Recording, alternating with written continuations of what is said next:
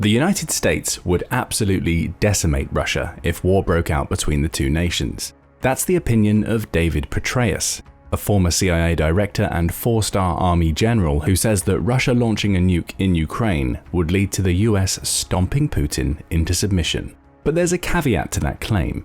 Petraeus says that the US would lead NATO in a collective takedown of every conventional Russian force, from battlefield equipment to naval, that is stationed in or around Ukraine.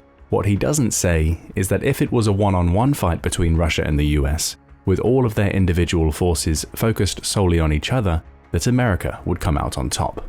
Would it though? That's an interesting question, as the world's two largest superpowers colliding would inevitably lead to a world war that involves almost every ally that either country could muster. But if we could create a hypothetical battlefield in which the two countries fight alone, would the US have what it takes to defeat Russia? Or does Putin have enough tricks up his sleeve to take on America? Let's find out, starting with the most obvious point, the size of each country's military. According to Global Firepower, the US and Russia rank as numbers 1 and 2 respectively in terms of the sheer size of their militaries. Starting with the United States, it has 1.832 million military personnel, 1.39 million of whom are on active duty and not part of volatile paramilitary groups. The vast majority of that military is focused on the ground-based army, which boasts a little over 1 million members spread across active and reserve duty. But the Air Force and US Navy are no slouches, with both having hundreds of thousands of members. The US also has a ton of equipment. A staggering 13,300 aircraft, with 9,975 of those being combat ready, join 5,500 tanks and over 300,000 vehicles, along with impressive stocks of artillery. On the naval side, the US has 484 assets, including nearly a dozen aircraft carriers and 92 destroyers. It has nuclear-capable submarines too, making its naval fleet a terrifying force, both on the surface and below it. These are amazing numbers, but Russia isn't too far behind. Global Firepower points out that it has 1.33 million military personnel, with 830,900 of those on active duty. That leaves 250,000 as reserves, and a similar number in paramilitary groups such as the infamous Wagner Group that Moscow essentially controls. In the air, Russia does seem to fall behind substantially. It has 4,182 aircraft, of which Global Firepower estimates around 2,000 are combat ready, and the Russian Air Space Force (VKS) has a few hundred thousand fewer members. Russia also has less military vehicles, 151,000 to America's 300,000, though it comes out on top with tanks, as it has more than double what the US boasts. Its navy is bigger too. Russia has 598 assets that it can call on, though the spread of those assets differs from the United States. It only has one aircraft carrier, for instance, and a comparatively paltry 15 destroyers compared to America's 92. Submarine numbers are about level, though America wins out for nuclear capabilities. But Russia has impressive numbers of corvettes and is likely more capable than the US when it comes to conducting mine warfare. If war were won on pure numbers alone, the US would be the clear victor. It has more of almost everything from personnel to equipment, and even in the naval area, where it lags behind, you could argue that America's focus on more attacking vessels gives it an advantage. But sheer numbers alone don't win wars. Both the US and Russia can tell you that. They have each found it difficult to win wars against much smaller countries, as we saw clearly in Vietnam and are currently seeing in Ukraine. So pure military might isn't the measuring stick for a conflict between the two. We have to dig deeper. Starting with the ground game, both have similar ground force setups. For the US, its infantry squads form the backbone of its armed forces, with its light infantry being divided into air assault, mountain, and airborne units. Each light infantry squad consists of 9 soldiers, divided into a squad leader and a pair of fire teams. Each of those fire teams has a lead, an automatic rifleman, typically carrying M4 carbines and an M249 automatic weapon, a grenadier, and a rifleman. Soldiers may also receive AT-4 anti-tank weapons if the situation calls for it. Mechanize one of those infantry units and you see the addition of both the Stryker and M2 Bradley fighting vehicles. Most interesting here is the new generation of Strykers, which come equipped with either a powerful 30mm cannon or the United States' ace in the hole, the Javelin anti-tank missile. That missile gives the US a mid-range option for taking out tanks that could prove especially useful, given Russia's reliance on them as combat vehicles. Russia's equivalent of America's mechanized squads is its motor rifle team, which will typically come equipped with either a BMP-23 or BTR-82A combat vehicle. Those vehicles have 7-man dismount teams, all armed with a pair of PKM machine guns, an AK-74M rifle, and a short-range RPG-16 anti-tank weapon. Those PKMs are starting to get a little dated, though Russia is in the process of switching them out for the updated PKP. However, the motor rifle teams lack a comparable anti-tank weapon to the Javelin, giving the US a slight advantage in that area that would otherwise be more or less equal. However, Russia does come out on top in terms of the sheer number of infantry it can field compared to the United States. Its infantry contains a trio of vehicle platoons, including an extremely mobile airborne unit that enables it to field about 25% more soldiers than the US Army, according to the national interest. Theoretically, that gives Russia more tactical mobility on the ground, especially compared to America's light infantry that is marching on foot. Russia can reach objectives faster and deploy more people when it gets there. But that increased deployment isn't all it's cracked up to be. When Russia loses one of its vehicles, it loses about a third of its combat power that's built into each of its squads. By contrast, the US loses about a quarter because it has so many infantry members already on the ground. Combine that with the Bradley's better armor and superior firepower compared to Russia's BMP, and you have another slight edge for the US. Throw the Javelin into the mix, and the US has more than enough firepower to take on Russia's superior deployment capabilities. Of course, there are caveats on both sides. The first is that neither country's infantry would fight alone. The battle wouldn't be a case of stacking infantry units against one another. Mortars, air support, artillery, and so much more would be added to the mix, meaning that ground-based battles would be determined as much by tactical nous as pure firepower. Terrain is the second caveat, with Russia's effectiveness potentially being curtailed if battles were fought on terrain that favors foot soldiers, given its heavy reliance on vehicles. However, you could also argue that Russia would have the advantage if ground battles were fought in colder climates.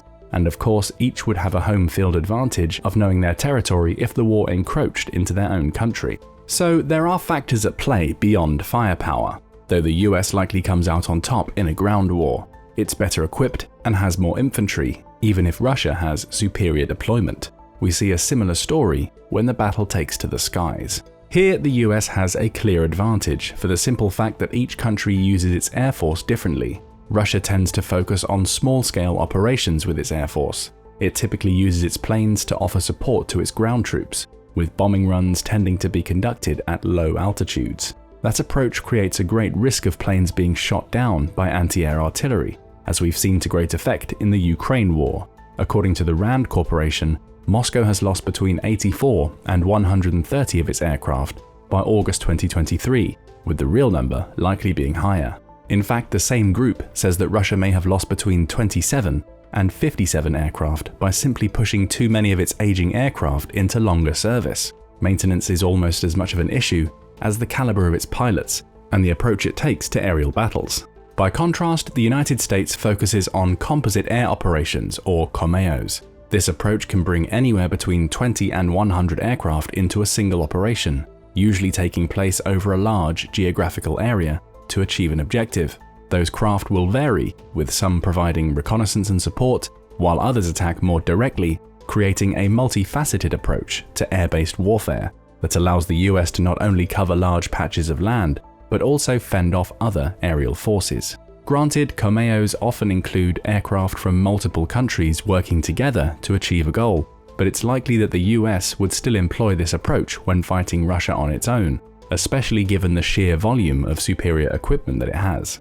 And equipment is another major win for the US. Russia has a large number of Soviet-era aircraft, including its MiG-29s, MiG-31s, and Su-27s. It also uses Su-30s, which were introduced in 1992, making them over 30 years old. Granted, these craft have generally been modernized as much as possible, making them capable of modern air-based warfare. But they're still old aircraft, with a lot of flight miles recorded and relatively few left in the tank. Of course, these aren't the only craft in Russia's lineup, as they also have the more modern MiG-35 and Su-35 fighters to call on, but neither is as advanced as America's best fighters. and Russia's war in Ukraine has shown that it's increasingly reliant on older craft to conduct its air operations. In comparison, the US largely uses the F-16 and A-10 fighter jets, which have been in operation for about 20 years. They're starting to show their age too, though they don't have as many miles on the clock as Russia's older stock of Soviet-era fighters. However, it's in the process of introducing the F-35A Lightning II into its fleet, a fifth-generation fighter jet. The F-35A would likely be the trump card that America could deploy in an air battle that it should already dominate, simply thanks to its superior tactics. So the battle on the ground is fairly even, but the battle in the skies should be in favor of the United States. That was even pointed out in 2020 by a Russian tech billionaire named Mikhail Bolshakov. In an article published on the Russian news website Vzgliad, he pointed out that Russia does have the Su-57, which it claims is superior to anything that America has to offer, but where production of the Su-57 is faltering at best, America already has 500 F-35s, compared to the tiny squadron of more modern fighters that Russia has at its disposal. There's no use in saying that something is better if that something barely exists. For the United States, it could assume that Russia would deploy similar air tactics to those in Ukraine, and those tactics would represent opportunities given the wealth of anti-aircraft options that the US has compared to the soldiers on the ground in Kyiv. The US is looking pretty good so far, but the battle may start to turn in Russia's favor once the Navy comes into play. After all, Global Firepower's figures from earlier show that Russia's Navy is larger than America's. Though the US is no slouch, yes, it has fewer naval assets, but those assets tend toward being more combat-focused than those deployed by the Russians. Still, you can't underestimate Russia's capabilities in this area. Yes, its Navy focuses primarily on smaller patrol boats and corvettes, neither of which present much of a threat to America in a blue water scenario. The deeper you go into the sea, the more America has the advantage simply because of the strength of its destroyers. However, Russia could play a different naval game. While using some of its large ships and submarines to distract America's bigger combat vessels in deep water, it could deploy its smaller vessels to coastal regions. That would be a problem. Corvettes and patrol vehicles are capable of attacking ports and launching smaller attacks, especially once they've drawn in close to a target. They're also more agile than the larger destroyers, meaning they'd present a clear threat to commercial vessels that aren't equipped to fend off attacks from any type of ship. And though the Pacific Ocean would be a huge barrier to these small ships, Russia's proximity to Alaska, its Providenia port is just 250 miles away, could prove a route in. Attack Alaska, establish it as a naval base, and launch from there. Of course, the US would have something to say about this approach. While that proximity is an issue, it would also create a bottleneck if Russia relied on it alone to get its ship closer to the United States. Its smaller vessels would be sitting ducks for America's fleet of destroyers as they cross the Bering Strait. So that would be unlikely to happen. And according to Marine Insight, there's a good reason why. As with its air force, Russia takes a different approach to the United States with its naval forces. Russia is all about strategic deterrence. It uses its navy primarily to keep others away from Russian territory rather than to actively attack in deeper seas. That's not to say it's incapable of blue water combat. It's just not as capable as the US, which would make using its navy to prevent America from landing in Russia via sea a smarter strategy. The United States, by contrast, relies on power projection and is much more likely to deploy its navy into deep waters to combat Russia. It could also use its fleet as launching points for the Air Force's Komeo attacks, get one of its dozen or so aircraft carriers in close, and American fighter pilots could take to the skies to attack Russian ports or even conduct simple reconnaissance. The only area where the two countries are approximately equal is in nuclear-powered submarine capabilities, and it's here that Russia could claw back some ground. According to Newsweek, Putin has been improving Russia's underwater capabilities for years, with the crown jewels of that fleet being the Imperator Alexander III and the Krasnoyarsk. The former is capable of carrying up to 16 of Russia's Bulava intercontinental ballistic missiles, ICBMs, giving it the ability to launch heavy attacks from deep waters onto US territory. Putin has been bullish about his subs too, having said in December that he'll be commissioning more nuclear submarines in the future to ensure Russia's security for decades to come. Of course, the US is no slouch in the nuclear submarine department. All four of its main operation classes of subs, the Virginia, Ohio, Los Angeles, and Seawolf, are all nuclear powered, and in the case of the Ohio class, the US has 14 submarines that are capable of launching ICBMs of their own. according to the Nuclear Threat Initiative. So a naval battle between Russia and the US might come down to where that battle takes place. Deep sea battles seem to favor the US, where more coastal conflicts may be the domain of Russia. Still, the US might have a slight advantage here, simply because it has more aircraft carriers, creating the possibility of better cooperation between its Navy and Air Force. But none of that matters if either country runs out of arms. Assuming the battle between the US and Russia becomes a war of attrition, which is likely, barring one potential outcome that we'll get to in a moment, keeping troops stocked up will be essential. Every destroyed vehicle, sunken ship, and destroyed fighter plane will take its toll, with near-constant military production likely being essential, not to mention all the ammunition and small arms that would be needed for ground combat.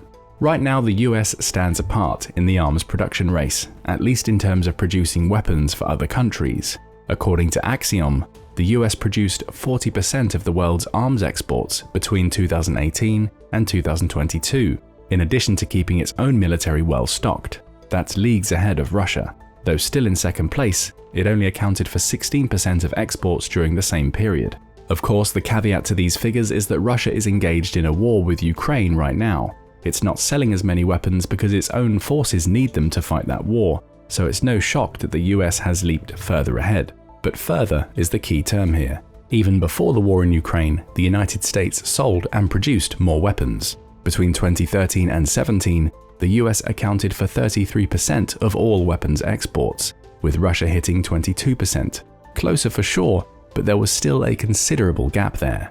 It's an inexact measure of production capacity. And it's not like Russia doesn't have the ability to ramp up when it needs to. As recently as September 2023, Reuters reported that Putin has ordered a cranking up of production to keep Russian troops well equipped, even in the face of increasingly strict sanctions being placed on Moscow. According to Bekan Ozdoev, who is the industrial director of Rostec, which manufactures most of the country's weapons, production of various types of weapons has increased to between 2 and 10 times previous numbers. He also pointed to increased production of tanks, rocket launchers, artillery, and ballistic missiles, all of which should be harder to produce given the sanctions placed on Rostec.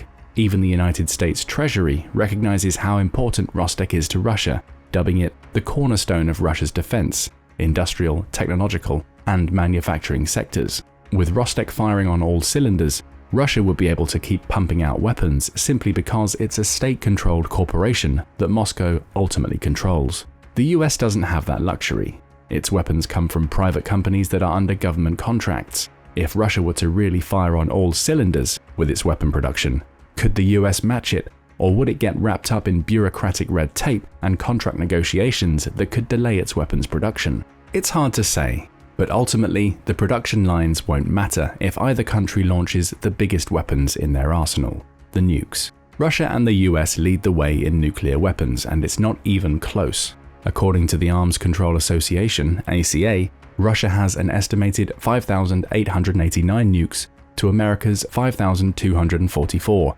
giving it a slight edge. Of those nukes, Russia has strategically deployed 1,549 of them, while the United States has 1,410 ready to go. The reality is that Russia having a slight edge in numbers here is ultimately meaningless. Both countries have more than enough nuclear weapons to destroy the other many times over, meaning mutually assured destruction would come to fruition if either was brave or stupid enough to launch. Still, there is an element that might tip the balance in Russia's favor from the nuclear perspective: the RS-28 Sarmat. Dubbed the Satan II by some military experts, the Sarmat missile system entered combat duty in September 2023 and can launch nuclear warheads further than any ICBM of its kind. Its range is somewhere in the 11,000-mile region, with Moscow claiming that each missile can carry 15 warheads. Washington disputes that. It claims the number is closer to 10, but it's the range that's the really worrying part. Russia can launch a nuke from almost anywhere and hit the US. America doesn't have that capability. Its closest equivalent to the Sarmat, the Minuteman III, can travel up to 8,000 miles, according to the National Air and Space Museum. Impressive for sure, and far enough to reach Russia, but the ICBM is outdated compared to the Sarmat. Furthermore, the US Naval Institute reports that America has only tested the Minuteman III's range up to 6,000 miles, meaning 8,000 may be a stretch for the aging ICBM. Even the Minuteman III's intended replacement doesn't outperform the Sarmat when it comes to sheer range. The upcoming LGM-35A Sentinel isn't complete yet, so its specifications aren't public knowledge. However, Air Force Technology estimates that the ICBM is expected to have a range exceeding 5,500 kilometers, which is about 3,400 miles. That's less distance than the Minuteman III and about a third of the range of the Sarmat, which would put the US at a nuclear disadvantage. The caveat here is that exceeding 5,500 kilometers could mean that the Sentinel could go much further. We just don't know yet. The key is that Russia can now fire from land almost anywhere in the world and hit the US with a nuke. Of course, America's air and nuclear submarine options mean it could launch a counterattack at any time, potentially making the point moot. The only thing for sure is that if one country went down the nuclear route, the other wouldn't be far behind. The entire world would suffer the consequences. With nukes in play, the battle between the US and Russia could come down to which is willing to fire first. But if we take nuclear weapons out of the equation, it's clear that the US, by and large, has the advantage. It has more troops, more equipment, and a far more advanced air force that is not only tactically superior, but equipped with better aircraft. On the naval front, the battle is a little more even. Though the US has a stronger attacking force, particularly in deep waters, the smaller boats in the Russian fleet grant it more mobility in coastal areas. And so we come back to the question that kicked off this video. Could the US beat Russia on its own? The answer is probably yes, assuming Russia is fighting on its own as well. Bring Russia's allies into the fray and you may have a whole different story. But what do you think? Does Moscow have tricks up its sleeve that would help it to overcome the sheer firepower that the US has available? Or perhaps there are weaknesses in tactics or equipment that would mean the US isn't quite as strong as it appears to be? Tell us what you think in the comments below, and don't forget to subscribe for more military analysis from military experts. The US would come to Taiwan's aid if China attacked.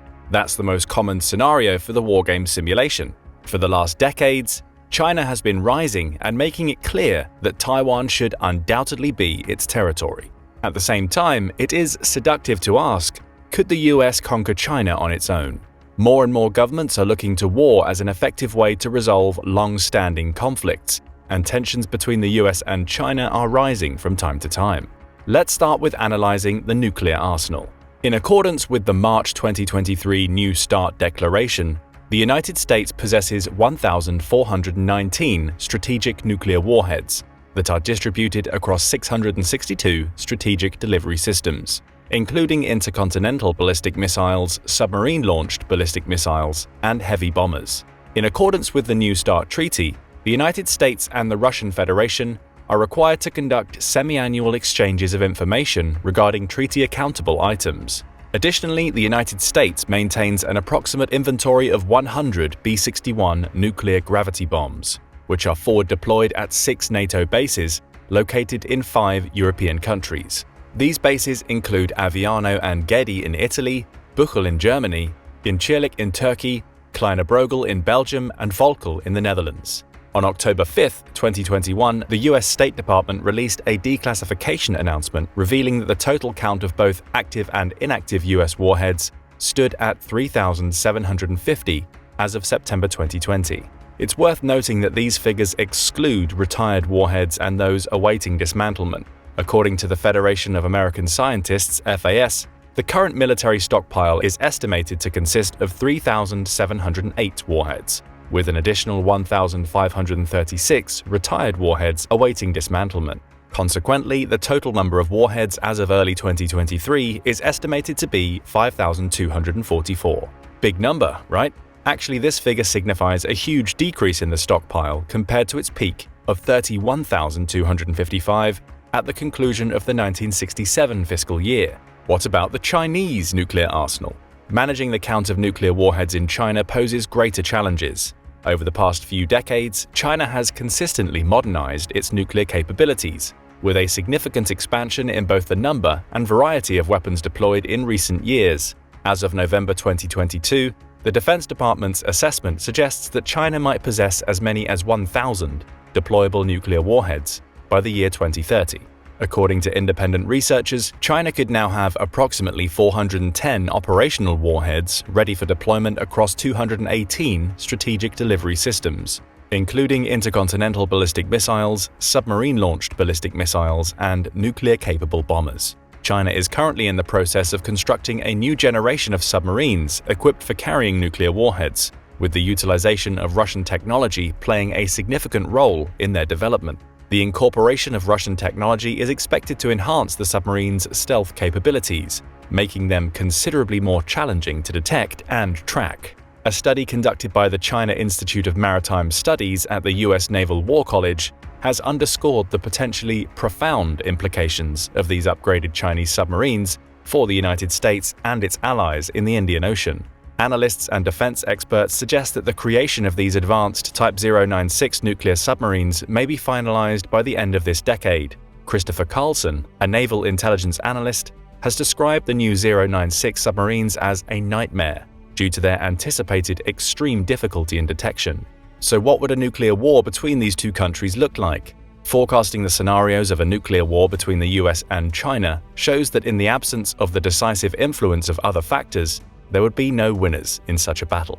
The exchange of even a dozen nuclear strikes would have a huge impact on international security and the ecology of the affected territories. Hundreds of thousands of people would die. The fact that nuclear weapons are used would lead to increased escalation and retaliation, and the spiral of violence and death will only grow.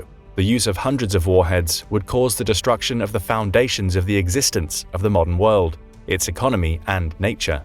If the US and China decide to use all their nuclear warheads, the result would be sub-zero temperatures within a few years, and most of the planet's population would die of starvation or disease. That is why most experts avoid the prospect of using nuclear weapons during such a conflict. At the same time, there are opinions that China may be able to use it if it feels it poses a significant threat to its own security. During war, the leaders do not always think rationally. In general, the USA has the second largest nuclear arsenal in the world, and China has the third, but the usage would be a loss for both sides.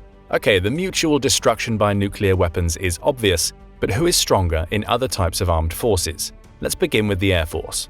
The modern air power of the United States Armed Forces stands unrivaled, boasting a formidable fleet of over 13,000 aircraft across various categories, with over 5,000 of those just in the Air Force. China can only dream about such a number. This comprehensive inventory encompasses combat and direct attack aircraft, alongside a substantial complement of transport planes, aerial refuelers, specialized mission platforms, and training aircraft, including both fixed-wing and rotary-wing models. Through ongoing modernization efforts, select Cold War-era aircraft have been effectively adapted for contemporary battlefield demands. Additionally, the US Air Force has made significant strides in its commitment to next-generation platforms like the F-22 and the F-35. The US Air Force remains unique in its possession of a dedicated bomber fleet capable of conducting conventional and nuclear missions. Furthermore, its Special Mission Force excels in various specialized airborne operations, offering invaluable support to Allied aircraft and ground commanders. The US Navy maintains an expansive carrier force, enabling it to project power and engage adversaries worldwide effectively. Yes, US troops are everywhere in the world. The US Marine Corps boasts an impressive array of aircraft, rivaling and often surpassing the capabilities of top-tier international air services. US Army aviation is anchored by a vast rotorcraft fleet, featuring the AH-64 Apache attack helicopter and the UH-60 Black Hawk as prominent examples. A breakdown of the US Air Force's composition reveals that nearly 25% are combat direct attack aircraft, close to 40% are rotorcraft helicopters, 7.4% constitute the transport fleet, 18.4% are dedicated to training, and 9.4% serve in special missions and other roles. The most popular models are Boeing AH-64 Apaches 808, Lockheed F-16 Fighting Falcons 775, Sikorsky SH-60 Seahawks 508, Northrop T-38 Talon 497, Raytheon T-6 Texan IIs 445, Boeing CH-47 Chinook 394, Boeing KC-135 Stratotanker 388, Airbus UH-72 Lakota 367, Lockheed F-35 Lightning II 310. Discussing the future strategy of the United States Air Force is a crucial and high-stakes topic. The 2022 National Defense Strategy underscores the importance of deterrence through denial, urging the Department of Defense to explore asymmetric approaches and enhance its posture of denial to discourage potential aggression, particularly in scenarios where adversaries might attempt swift territorial acquisition. The debate at hand within the broader discussion centers on how to implement this approach, with two prevailing schools of thought. The first school of thought emphasizes the significance of air superiority and the capability to overcome China's air force as vital elements in achieving effective deterrence. The second line of thought advocates a defensive strategy. Let's take a look at the Chinese Air Force next and see how they compare to the US. Upon closer examination, Chinese air power reveals a predominant reliance on a copy-and-paste approach for many of its frontline combat assets, comprising a total of 3,044 units, or only a little over half of the US Air Force's 5,000 aircraft.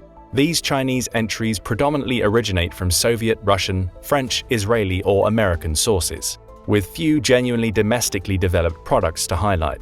Although their overall quality and battlefield effectiveness remain largely unproven, the Chinese military can boast significant quantities to deploy in the event of a full-scale conflict. The foundation of modern Chinese air power is primarily attributed to contributions from the former Soviet Union, modern Russia, and more recently, France. A breakdown of the Chinese Air Force's composition reveals that 47.5% are combat direct attack aircraft, almost 40% are rotorcraft helicopters, 8.8% constitute the transport fleet, 12.3% are dedicated to training, and 3.4% serve in special missions and other roles. The most popular models are Chengdu J-7 Fishcan 387, Shenyang J-11 Flanker L 315, Milhai 17 HIP 242, Chengdu J-10 Firebird 235, Harbin Z-9 175, Hongdu JL-8 170, Zhan H-6 120, Chang Z-10 106. As you can see, it's not so impressive compared to the US. Does this mean the US would ultimately beat China in an aerial battle? In the event of a conflict, the foremost objective of the US Air Force would be to wrest air superiority from China. Simultaneously, it is essential to weaken Chinese forces by employing precision strikes from a considerable distance. When the pivotal moment arises, the Air Force can execute a sudden, forceful shift to offensive air superiority, akin to wielding a swift and decisive retribution. To attain air superiority, American forces will need to target China's robust, integrated air defense systems, including critical assets within the mainland, such as air bases, radar installations, air defense assets, and potentially command and control centers. Conversely, China's primary aim is to maintain control over its airspace. Their strategy centers on denying access to their airspace to limit the US's capacity to achieve and utilize air superiority for offensive military operations. This approach allows for resource preservation by employing a substantial quantity of smaller, cost-effective weapons distributed across various locations. The defender of airspace aims to endure the initial air and missile strikes from the adversary and subsequently contest control over the airspace. Conversely, the attacker seeking air superiority against modern air defense systems must overcome multiple layers of defense across various ranges and altitudes. The advantage clearly lies with the defending side. Attempting to breach heavily fortified Chinese airspace would likely result in significant losses. If a US endeavor to secure air superiority and swiftly defeat Chinese invasion forces proves unsuccessful, it could lead to a catastrophic defeat that jeopardizes the Air Force's ability to sustain a defensive war of attrition. These factors collectively erode deterrence. China deploys a mix of Russian-manufactured and domestically produced air defense systems, with the capability to track and engage enemy aircraft. The technological sophistication of these weapons, coupled with their potential for upgrades, presents significant challenges for the United States in its quest for air superiority in a large-scale engagement. China's air defense arsenal includes the formidable Russian-built S-300 and S-400 surface-to-air missile systems, renowned for their effectiveness worldwide. These systems can undergo upgrades to enhance their capabilities further. The latest iterations of the S-400 and upcoming Russian S-500 missiles are interconnected thanks to high-speed computer processing that enables precise, long-range threat detection.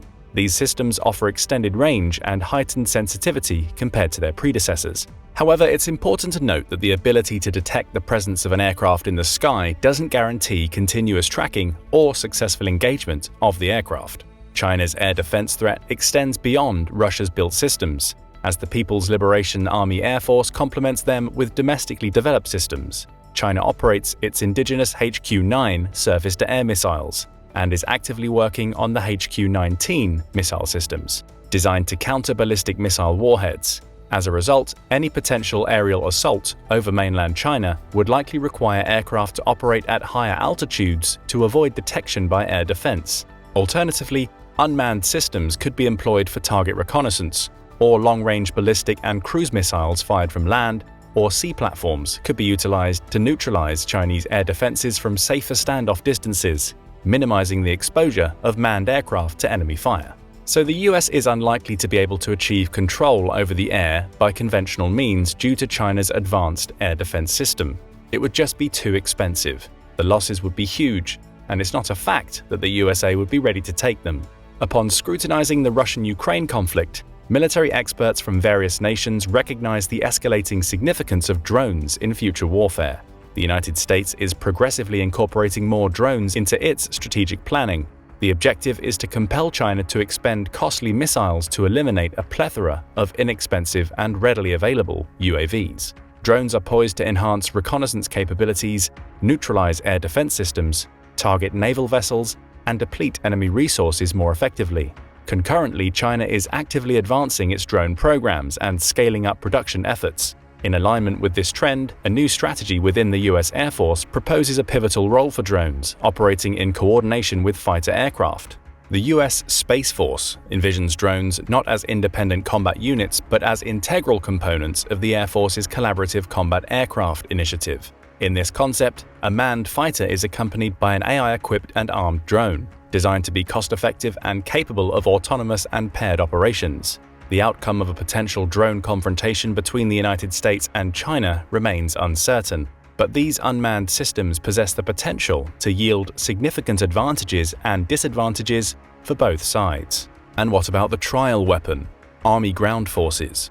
US ground forces are undergoing a comprehensive modernization effort to align with the demands of contemporary warfare, moving away from Cold War-era doctrines toward a more agile and mobile fighting force. The US Army's composition comprises 416,504 units, categorized into various types: 361,127 utility and engineering vehicles, 44,124 infantry fighting vehicles, 4,657 combat tanks, 3,000 air defense units, 2,322 artillery SP, and 1,267 artillery towed. At the forefront of advancing ground forces is the M1 Abrams main battle tank, MBT, renowned as one of the heaviest modern tanks. Weighing between 57 and 61 tons, the Abrams is equipped with multi-layer composite armor, which incorporates depleted uranium for its high-density properties and operates on gas turbine engines running on jet fuel. Because of this, of course, the speed of the vehicle suffers, a little more than 41 miles per hour. This American tank has been in service with the US Army since 1980. The latest iteration, the M1A2 SEP variant, features advanced computerization, thermal imaging, and GPS systems for remote weapon control. The Abrams tank has played pivotal roles in conflicts such as Operation Desert Storm, Enduring Freedom, and Iraqi Freedom. Multiple Abrams tank modifications exist to meet diverse operational needs. Additionally, the M2 Bradley Infantry Fighting Vehicle, IFV, is a staple in the US military's inventory. This American-tracked IFV, produced by BAE Systems Land and Armaments, features a conventional IFV layout, with the engine transmission compartment at the front and the infantry compartment in the rear hull. Its crew comprises a commander, gunner, and mechanic driver, and the BMP is capable of carrying up to 7 paratroopers.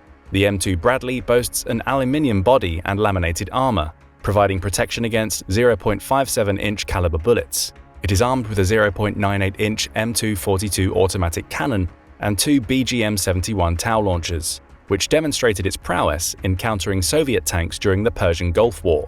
An essential addition to the US military is the Stryker, which has expanded its presence due to its versatility across a range of battlefield roles.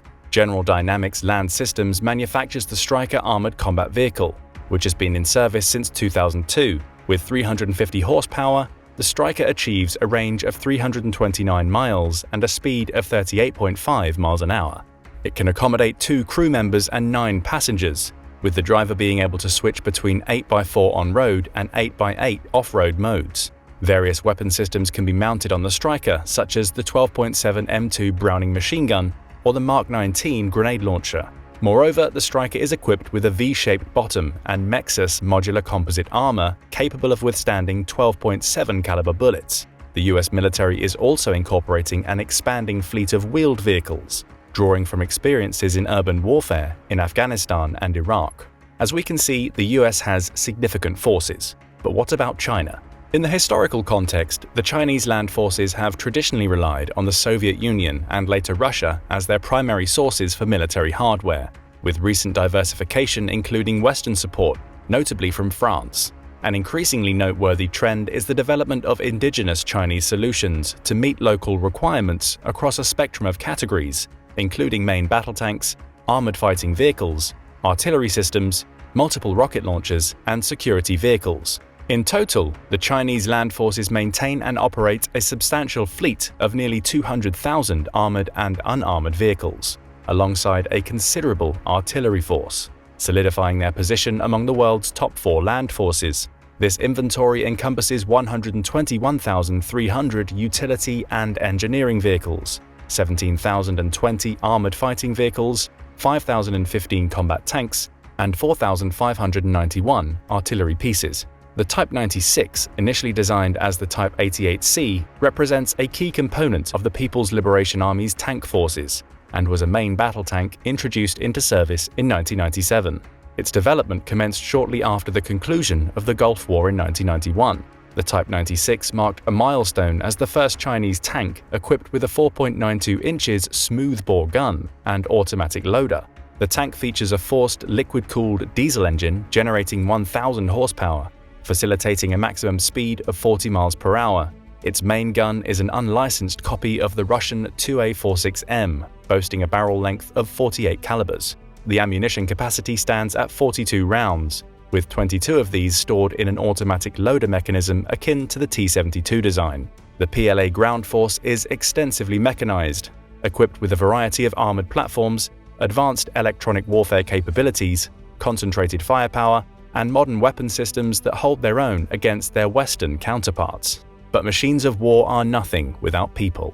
So let's talk about the manpower of armies next. The United States has a population of 337,341,954, with a manpower pool of 148,430,460 individuals. The total number of military personnel is 1,832,000. Comprising 1,390,000 in active military service and 442,000 in reserve. The US military enforces a stringent selection process for candidates. Despite its rigor, it serves as the largest employer, providing soldiers with competitive salaries and comprehensive benefits. Eligible Americans can begin their military service at the age of 17, with an age limit of 42.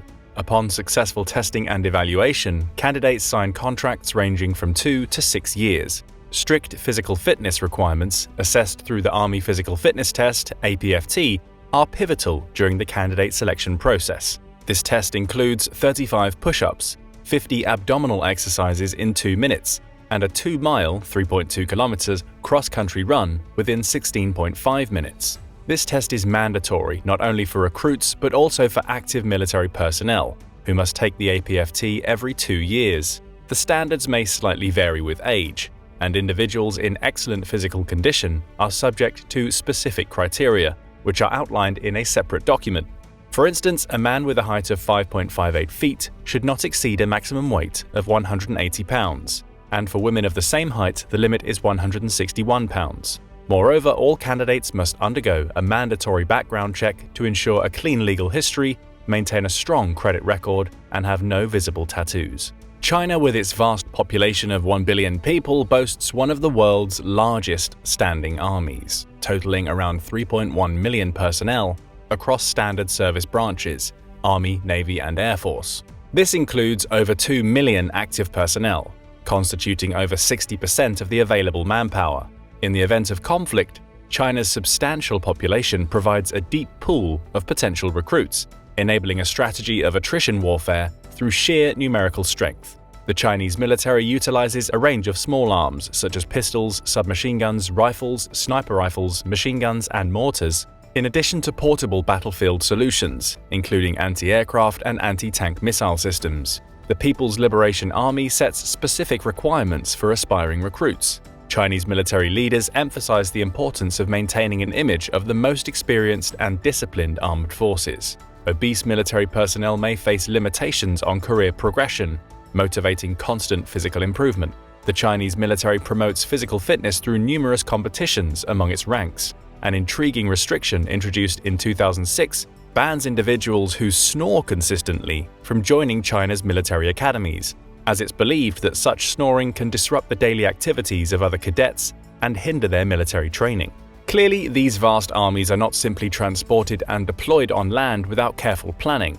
Aviation and the Navy play a crucial role in facilitating the arrival and landing of tens of thousands of troops and equipment. Therefore, let's examine the critical component for such operations, the naval fleets. The US Navy's carrier fleet sets it apart significantly from its regional rivals. At the forefront are 10 nuclear-powered carriers from the Nimitz class, which, while rooted in Cold War concepts and technologies, have led the service to invest heavily in the new Gerald R. Ford class, promising to enhance US naval capabilities. Currently, only one of these supercarriers is in active service.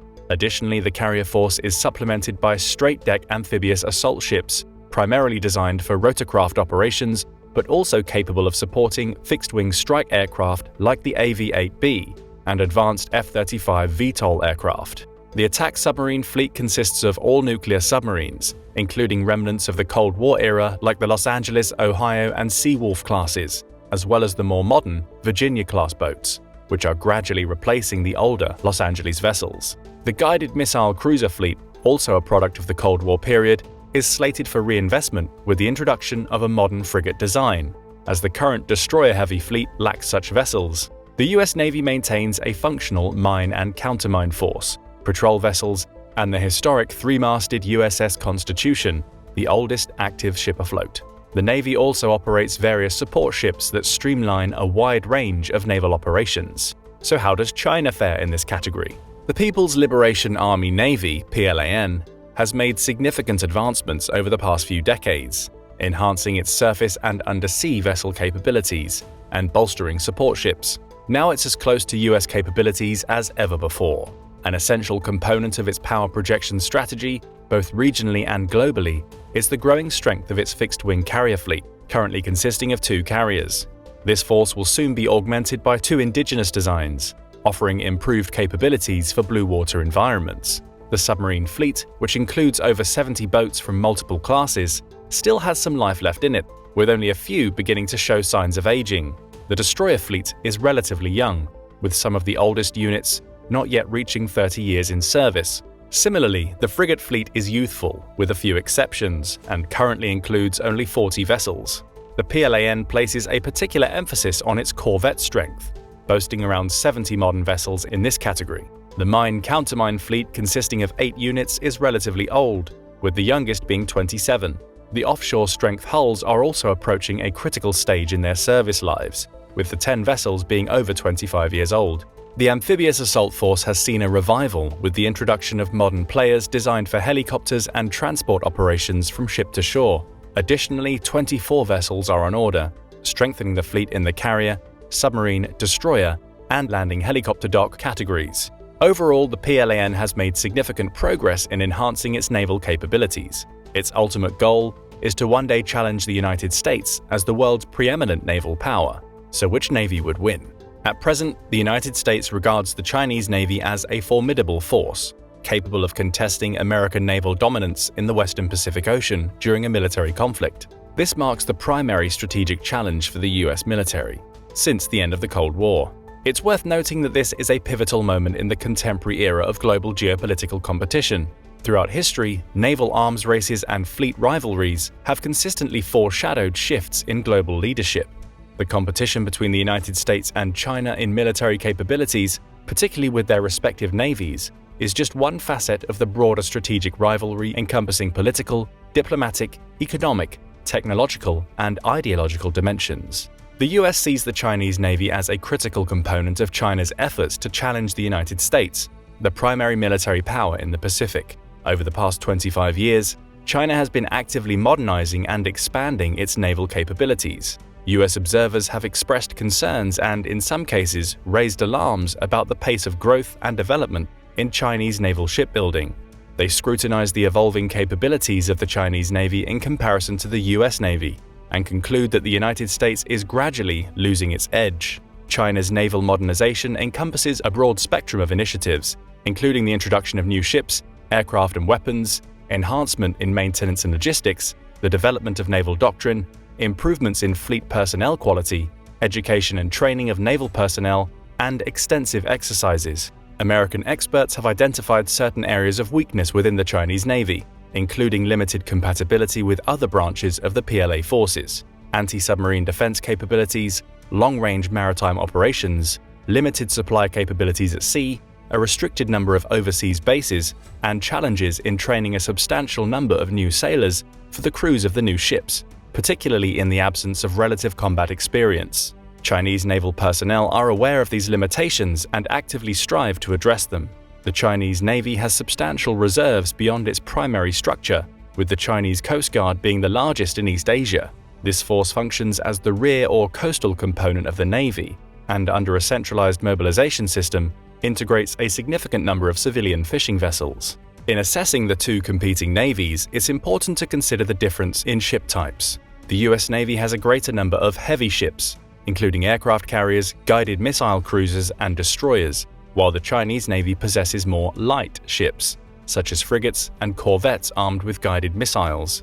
Additionally, US surface warships are equipped with an extensive 9,000 vertical launch missile launchers, whereas the Chinese Navy has approximately 1,000. American warships are technologically advanced. All US aircraft carriers are nuclear-powered, while the first 3 Chinese aircraft carriers utilize conventional propulsion. All American submarines are nuclear-powered, while most Chinese submarines use diesel propulsion. The majority of Chinese submarines are best suited for coastal operations rather than extended ocean voyages. Anti-ship ballistic missiles are a key asset in China's naval capabilities in a potential conflict with the US. The Chinese missile forces are armed with 2 types of medium-range anti-ship ballistic missiles: the DF-21D, with a range exceeding 932 miles, and the DF-26, with a maximum range of approximately 2,485 miles. Both systems are deployed on specialized mobile launchers. Moving on, which one of these countries has the upper hand when it comes to strategic positioning? In a hypothetical scenario where the United States attempts to conquer China independently, geographical factors come to the forefront as crucial determinants of the conflict's outcome. The longer the duration of the war, the more apparent China's geographical advantages become. China's vast land border, spanning 13,954 miles with neighboring countries, poses a significant challenge to potential US efforts to enforce an economic maritime blockade. This extensive border nullifies attempts to cut off maritime access effectively. Furthermore, China boasts the world's longest navigable waterways, totaling 68,350 miles. These waterways provide rapid mobility for various goods and military forces, when conventional transportation infrastructure, such as roads and railways, fall short. In times of war, they serve as crucial routes for the movement of personnel, equipment, and supplies to critical areas. Conversely, the United States faces a considerable geographical distance from China. It's like half of the world. That would stretch its supply chains significantly, seriously impacting the dynamics of the conflict. Nonetheless, one favorable factor for a potential invasion is China's lengthy coastline, extending over 9,000 miles. A lengthy coastline necessitates a substantial commitment to homeland defense, as it provides open access to deep water sources. Many nations have, therefore, developed specialized coastal patrol craft and amphibious assault forces to mitigate concentrated sea-based attacks.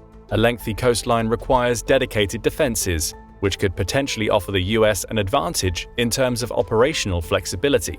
Additionally, the concentration of most of China's human and material resources near the coastline could be advantageous for the US during the initial phases of an invasion.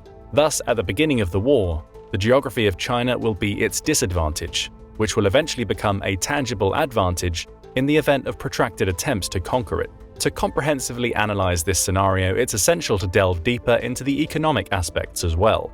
The United States, once the world's largest trading nation and a primary bilateral creditor, has seen a shift in global dynamics. Presently, nearly 100 nations consider China their foremost trading partner, while the United States maintains such a relationship with only 57 countries. China's influence has grown over the past decade, marked by a substantial commitment of $1 trillion to infrastructure projects through its Belt and Road Initiative. Whereas US aid contributions have diminished, the United States wields remarkable financial clout through its extensive transnational financial institutions and the global prominence of the US dollar.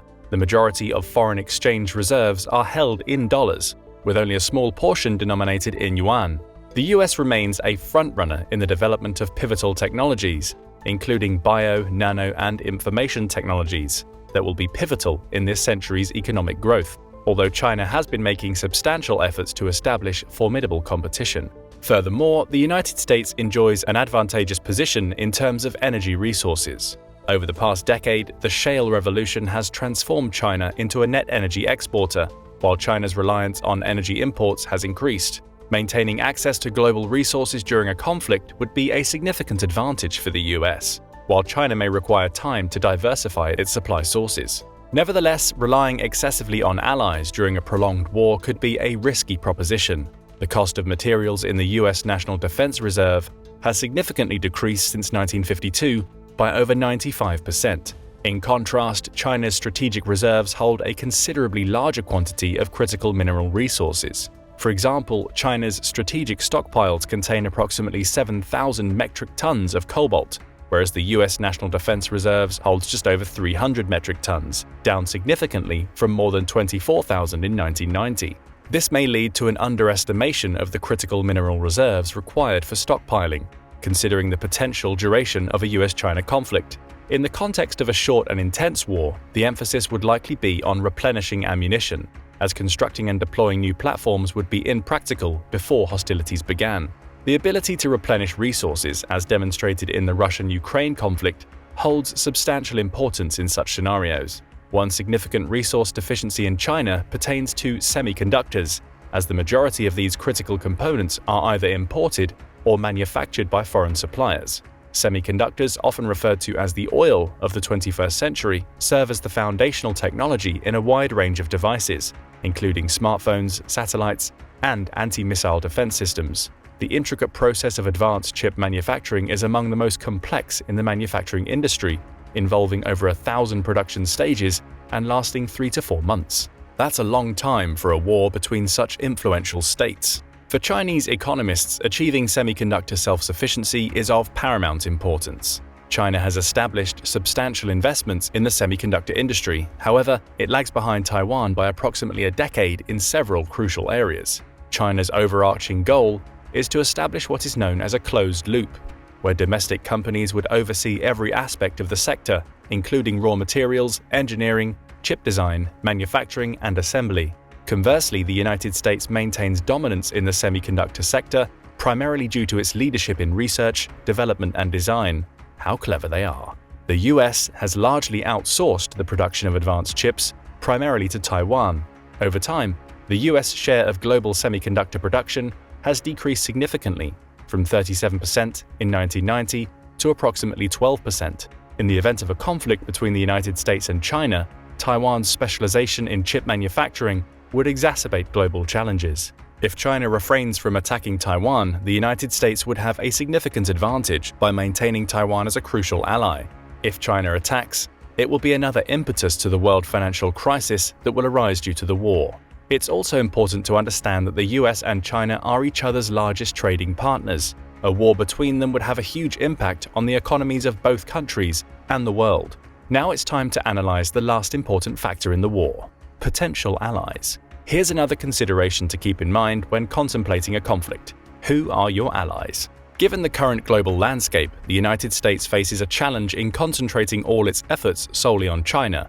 Various hotspots around the world and unresolved conflicts necessitate US presence and influence. Resources are also allocated to support the defense capabilities of countries such as Ukraine, NATO member states, Israel, Japan, Taiwan, and others. However, it remains uncertain whether these nations would be inclined to directly engage in a conflict with China and provide military support unless they were directly threatened. Can the US really trust their allies? In contrast, China holds an advantage over its potential adversaries, as many of the US's opponents possess substantial military forces, weaponry, and access to natural resources. A protracted conflict could unpredictably escalate tensions worldwide, draining the resources of the United States and its allies, and potentially expanding into a broader and more extensive conflict. Economically, the US's allies wield significant influence, but the global financial crisis that could arise in the wake of a conflict's onset makes it challenging to predict the extent of their support. An intriguing question pertains to whether the United States has allies within China, individuals or groups dissatisfied with China's policies, such as the Uyghurs. The strength of the Chinese system during times of war, the potential for elite collusion, and the possibility of capitulation all remain uncertain. It's also difficult to anticipate the feasibility and consequences of political assassinations of leaders in both the USA and China, and how such events would alter the course of the conflict. Conversely, democratic institutions in the United States have consistently demonstrated resilience. Simultaneously, strong pacifist and isolationist movements within the US can exert pressure on the government to seek an earlier end to the conflict. Therefore, predicting the domestic and global reactions to this conflict is difficult. If, in our theoretical case, the USA would like to conquer China, then time will not play in their favor. So, can the US conquer China on its own? The answer is probably not. Despite the superiority of many types of modern weapons, the USA will not be able to do this on its own. Even in an alliance with other NATO countries, this will be difficult because of the advantages that a defending country receives and the huge resources China has to do so. Do you think this might change in the future? Let us know in the comments, and don't forget to subscribe for more military analysis from military experts. When you're a big shot at the world finals of any team sport, gunning for that gold, you definitely want some top-notch players on the bench. You know, those folks who are ready to jump into the game when one of your usual players is either nursing an injury or feeling way too tired. This holds true not only in most competitive team sports but also on the battlefield. And the two current global powers, the US and China, are very, very aware of this. So what would a potential conflict between China, the United States, and their respective allies actually look like? Which other military powers would both countries utilize to maximize their combat power? And could the recruitment of powerful allies be enough to turn the tides in a potential war? Let's find out. One of the features of a future China-US war would almost certainly be its multilateralism. There are plenty of reasons to assume neither power would go to war on its own. The US has spent 4 generations building a global network of alliances and partnerships which give it crucial regional access, basing opportunities, and deterrence capabilities. Its commitment to ensuring Taiwan could hold out in the event of an amphibious Chinese invasion have been relatively steadfast since the 1950s. As part of its Indo-Pacific strategy, the past few presidential administrations have been strengthening strategic relationships with key players in the Pacific to serve as a crucial counterweight to Chinese influence. These include ironclad treaty alliances with Australia, the Philippines, the Republic of Korea, Japan, and Thailand. Recent events show the US is expanding its network even further, acting on its intention to support a strong India as a partner in its positive regional vision. More on that later. The Chinese haven't been nearly as gung-ho about building effective military alliances as the United States, which could come back to haunt them. Earlier this year, as Australia, the UK, and the US formalized their new trilateral AUKUS partnership to help Australia develop and deploy its own fleet of nuclear-powered submarines, Xi Jinping conducted a summit with Russian President Vladimir Putin in Moscow. Xi claimed the meeting heralded a new era of Sino-Russian cooperation, yet the meeting's accompanying statement only committed the two states to vague cooperative activities like joint production of television programs. There was no formal alliance. There was no overt commitment of Chinese military assistance to Russia's flagging war in Ukraine, and that might be a red flag for the PRC. Some experts have called China's commitment issues an alliance allergy. It's certainly a head-scratcher on its surface, Alliances are notoriously powerful tools for tilting the balance of power away from hegemonic states, something China is clearly trying to do. Yet, China's posturing isn't as atypical as it seems. Four of the world's most powerful rising powers of the past century, the United States, Japan, Germany, and the Soviet Union, each exhibited similar tendencies. Wary of entrapment, unnecessary financial burdens, and weak regional military partners, China has similarly adhered to its independent and self-reliant foreign policy since World War II. It wanted to control every aspect of its staggering economic and military transformation in the 21st century, even if it meant that its sole remaining alliance partner is the perennially failing state of North Korea. China's confidence in its own military potential and economic growth may not be enough to best the United States and its allies in the Pacific. In 2021, the United States' 6 primary East Asian allies alone managed to collectively spend $149.7 billion in defense, already half of China's $293.3 billion, and 37 times more than North Korea's paltry $4 billion. For comparison, the United States spent $732 billion, and while defense spending doesn't perfectly correlate with military preparedness, it does go a long way. Optimally, the US-led network of Indo-Pacific states would be able to handle themselves in a theoretical war against China. They are a long way from that. A war could hinge not only on numbers of warships, missiles, and aircraft, but on industrial production, cybersecurity, intelligence, geography, technology, and interoperability. In all of these capabilities, Japan, South Korea, Thailand, the Philippines, Australia, and New Zealand lag far behind the Chinese. This year has been touted as the most transformative year in US force posture in the Indo-Pacific region in a generation. The US is the great equalizer in the equation, but there is fear Beijing's robust navy, backed by air power and carrier-killer ballistic missiles, are already sufficient to inflict unacceptable losses on American military forces in a prospective war. Naturally, the next play for the US is to try and create an uncontestable advantage and deterrent.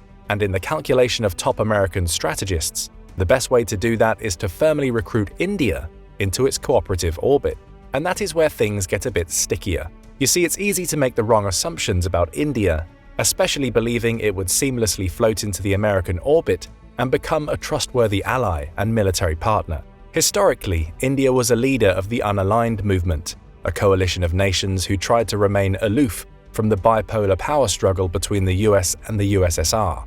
When, in the 21st century, China ascended to the rarefied air of revisionist great power once held by the USSR, India began to realize it could not afford to remain neutral. Sharing a combustible Himalayan border with the Chinese, India today has charted a pragmatic foreign policy with the West, seeking economic benefits and possible military cooperation as a precautionary measure in the event of a major war. In theory, India has no choice but to hedge against China by aligning with the West. China outclasses its military in virtually every category, including better missile and naval technology, a larger defense budget, more advanced combat platforms, and most vitally, a lot more of them. China might not be producing the cream of the crop in terms of modern weapon systems, but thanks to its robust domestic arms manufacturing capabilities, it can create advanced weapons at a far cheaper cost than if it had to import them. It boasts among the world's best air-to-air missiles, especially the PL-15. India has tried to break even with arms projects of its own, but hasn't had the same success. Just take the creation of the Arjun main battle tank, a platform which entered development in 1985 and was still in development, let me check my calendar, 26 years later. It all seems quite simple then, right? China the angry neighbor, the US the willing partner, India caught in the middle, fielding a perfect opportunity to resolve its security dilemma by establishing a stronger relationship with Washington. In practice, India's pre-existing geopolitical relationships make its budding bromance with the US even murkier. You see, arguably India's greatest geopolitical friendship is the one it enjoys with Russia. Yes, that Russia. India's affinity with Russia dates back to the Cold War, where the two forged close economic and military ties in response to the Indian-Pakistani conflict over control of Kashmir. The Soviets backed India when tensions flared up again in that region in 1971, signing a treaty of peace, friendship, and cooperation that same year. This opened up many avenues of cooperation, especially in areas of defense, oil, nuclear energy, and space exploration.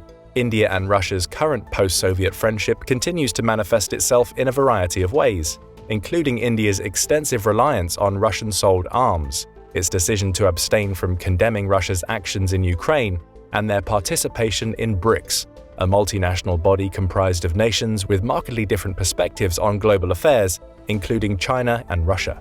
As of 1991, arms sales from the USSR represented 70% of all Indian Army weapons, 80% of its Air Force systems, and 85% of its Navy platforms.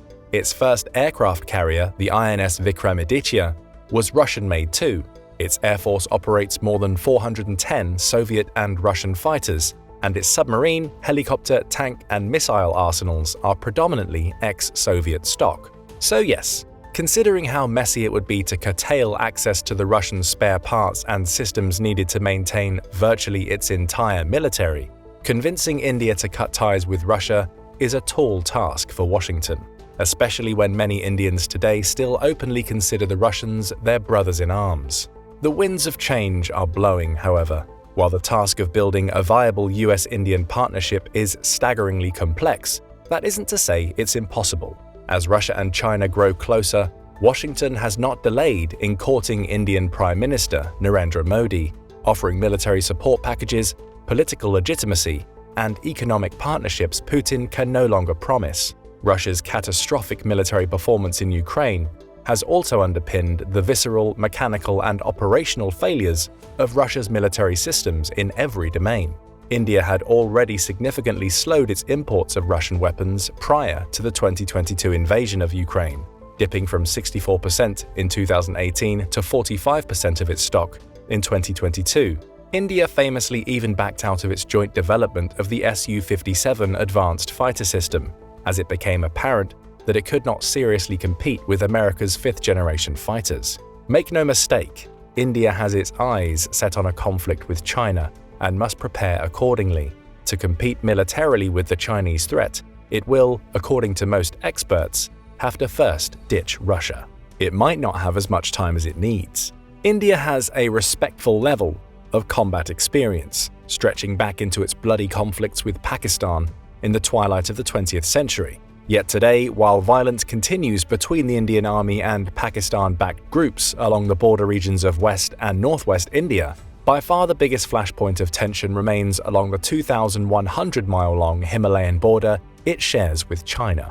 Skirmishes along what some consider the most dangerous border in the world have been erupting here for decades.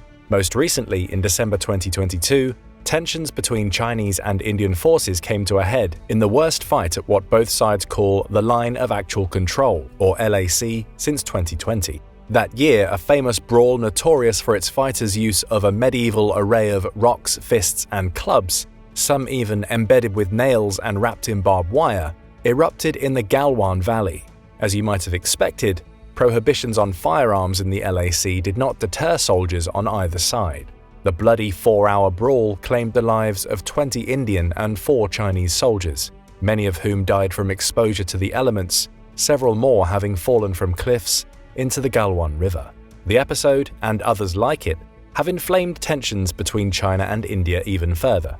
Their military buildup in the region continues without any signs of stopping, with tensions threatening to spill out into an all-out war. Fortunately for both, geography renders both nations virtually immune to outside invasions. Windy mountain roads and extreme terrain would wreak havoc on critical logistical pipelines. Yet even if India lost territory to Chinese forces along the border, its national security would still be intact. Positioned strategically astride China's trade jugular, India could use naval power to threaten Chinese exports throughout the Indian Ocean and Malacca Strait, through which a vast portion of its energy and economic exports travel.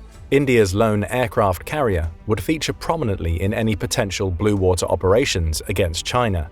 It's currently in the process of building another, and it would certainly need both if it hoped to deny China's access to these crucial sea lanes. With over 7 American aircraft carriers patrolling the Pacific at any given moment, and half a dozen more undergoing routine maintenance, Naval interdiction would obviously be an area the United States would excel in any future war, assuming India opted to join forces. Taking a page out of China's own book, more recently India has endeavored to build its own new naval base right at the mouth of the Malacca Strait on Grand Nicobar Island.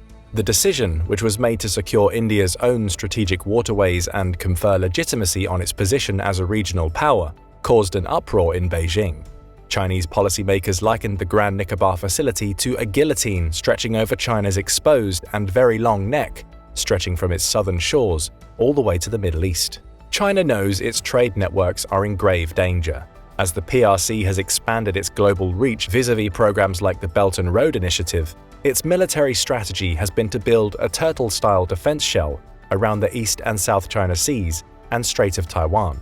They call this Anti-Access Area Denial, A2AD. The system interlaces overlapping fields of anti-ship, anti-air, anti-ballistic missile systems, submarines, and other naval and aerial capabilities to alter the strategic environment in the Western Pacific, limiting the ability of the United States and its military partners to intervene in regional conflicts. Were India to join the burgeoning US-led Indo-Pacific coalition of states, Washington would have an effective means of countering the Chinese A2AD threat, supporting an allied buildup on the Indian subcontinent, which would further threaten China's ability to conduct trade and military exercises beyond the First Island chain and throughout the Indian Ocean.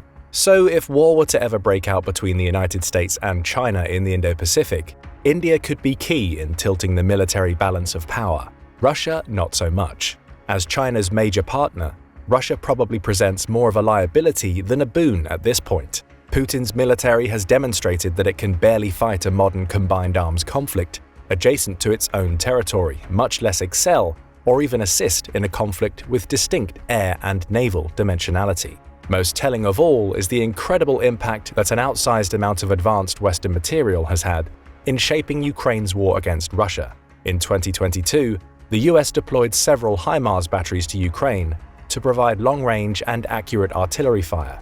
The system transformed Ukraine's tactical fortunes almost overnight, killing generals and top commanders and devastating Russian command posts, logistics nodes, supply zones, and artillery batteries. Western arms and intelligence primed Ukraine's fall 2022 counteroffensive and prevented further territorial losses when Russia bloodlet itself in its savage human wave attacks on Bakhmut over the previous winter.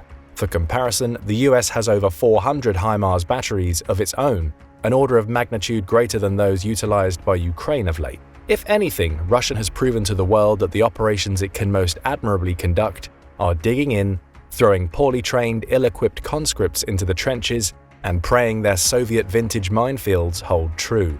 That is, if it has months to prepare. It's not yet clear whether this tactic will have any discernible impact in a major war involving China. But with North Korea the only other true suitor, China is scraping the bottom of the barrel in terms of reputable allies. The truth of the matter is that Russia's air and naval assets are crumbling, the two things which could impact the outcome of a potential conflict against a US-Indian alliance. Russia's air force has barely registered its presence in the war against Ukraine, with Putin only committing a portion of his available assets to that fight. We now have a better idea of why. Russia is struggling to recruit and train qualified pilots. While systems maintenance have deteriorated, a leaked memo revealed that Russia has had to send many training instructors into the war zone, compounding the kink in its training pipeline when they did not come back. Russian pilots are reported to only receive somewhere in the ballpark of 70 to 120 flight hours a year. If they're lucky, their pilots receive a maximum of 200 hours of flight training before joining a combat-ready squadron. In comparison, American pilots receive even more hours than this on a training simulator before even climbing into the cockpit of a fighter jet. Their first 25 hours of true flight training come in propeller-driven aircraft. The next phase is a specialized undergraduate training program, coupling classroom instruction with 90 hours of additional flights in other propeller-driven aircraft. Then 115 hours later, they are assigned to the aircraft they'll fly in active service. Fighter and bomber pilots fly 100+ hours in a jet trainer aircraft for their next phase of training. By then, they've accumulated more hours than their Russian counterparts will by the time they've reached the battlefield. These American pilots won't be combat ready until they've completed another 20-hour intro to fighter fundamentals course. That, of course, is before they spend another year in their dedicated airframe. By the time they join their combat-ready squadron, they've got as many flight hours as a war-weary Russian combat veteran. The pilot crisis is just one dimension of the cracks in Russia's military effectiveness. It struggles to conduct the most basic of joint operations. If they allied with China, cooperations become even more difficult. Sure, the US would have to deal with the language barrier with most of its East Asian allies, yet it has a proven track record of long-term cooperation in multinational military settings, staging large-scale joint combined military exercises with a diverse array of partners across the globe to simulate harsh wartime conditions. The US too boasts decades of experience building resilient alliance systems like NATO, whose integrated command functions and daily practices promote interoperability on every level. These strengths wouldn't easily transfer over to the Indo-Pacific battlespace, but any starting point is better than no starting point. As a parting example of the importance of familiarity and trust in one's partners as the bedrock of joint and combined operations, take the United States' role in Operation Desert Storm. In that conflict, the United States managed to clear Iraqi airspace of all threats, suffering only a handful of casualties and friendly fire incidents in the process. This was an impressive feat, considering the fact that the coalition was fielding over 4,000 aircraft at the time. By comparison, Russia has been trying to field a few hundred platforms in airspace half the size, landing almost as many kills on its own airframes as Ukraine has.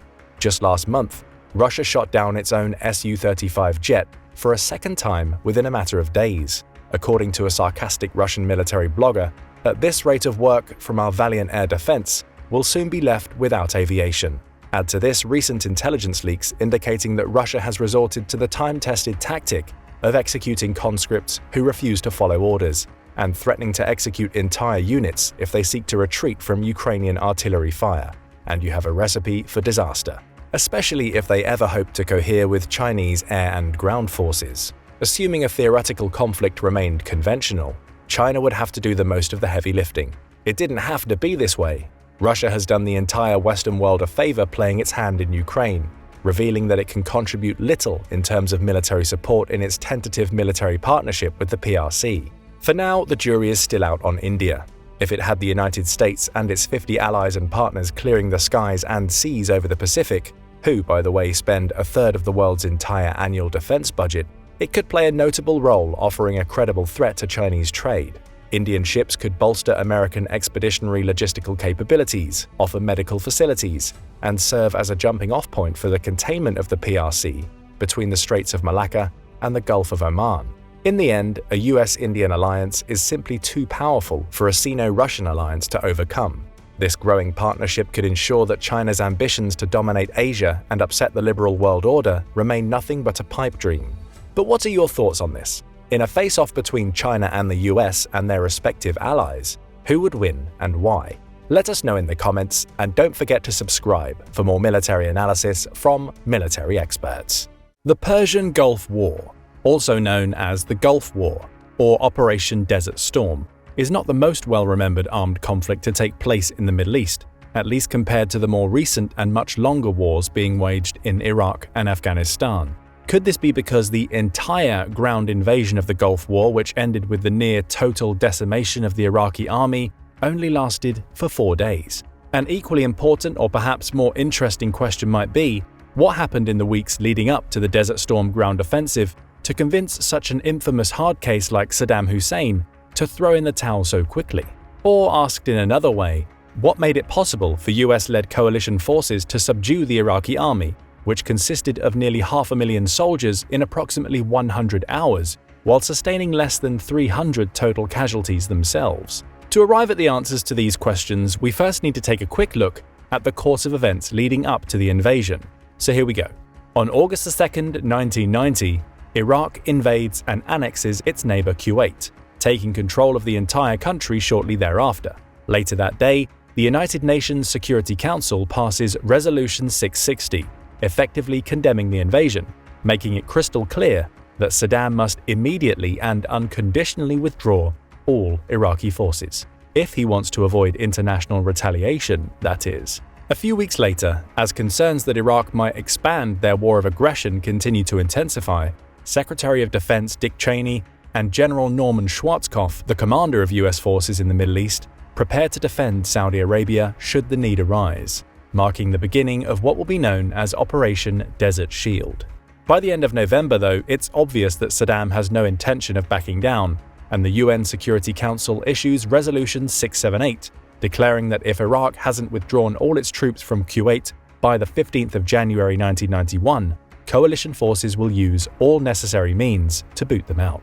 The deadline of the 15th comes and goes, and on January 17th, the 42-country coalition keeps their word and begins launching continuous air and missile attacks on designated targets in Iraq and Kuwait, severely damaging or destroying Iraq's air defenses and military infrastructure.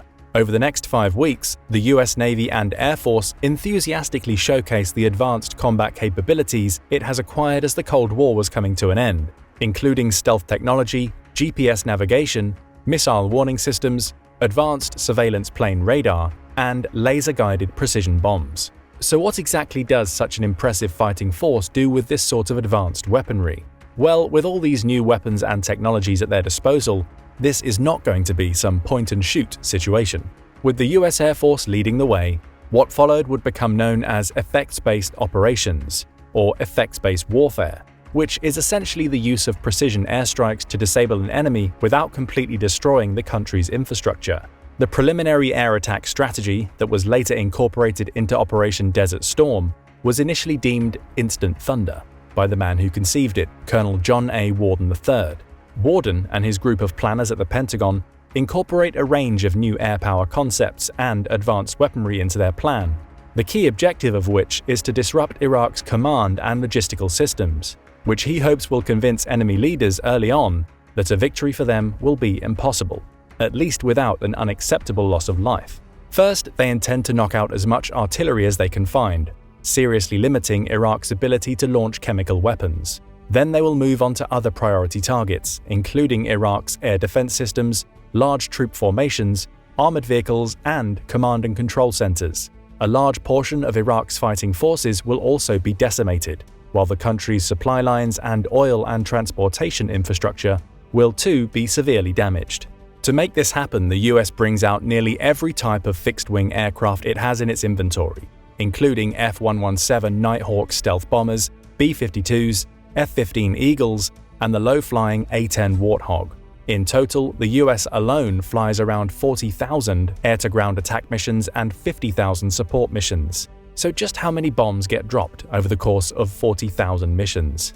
The quick answer is a lot. In fact, for every target that was successfully destroyed, the US dropped an average of 11 tons of guided and 44 tons of unguided munitions, equaling around 85% of the daily bomb tonnage that was dropped by the US on Germany and Japan during the height of World War II. To properly appreciate the extent of this barrage, we should keep in mind too that a number of relatively large German and Japanese cities were completely destroyed by Allied bombing campaigns, which could also be why effects-based warfare and the minimization of collateral damage were introduced from the beginning as part of the Gulf War strategy, a strategy that relied quite heavily on the use of precision-guided munitions. Also referred to as PGMs or smart bombs, these high-tech rockets were designed to hit specific targets with increased lethality, while minimizing civilian casualties and property damage. Largely making their big debut during Desert Storm, PGMs, which accounted for only 9% of air-to-ground weapons that were fired,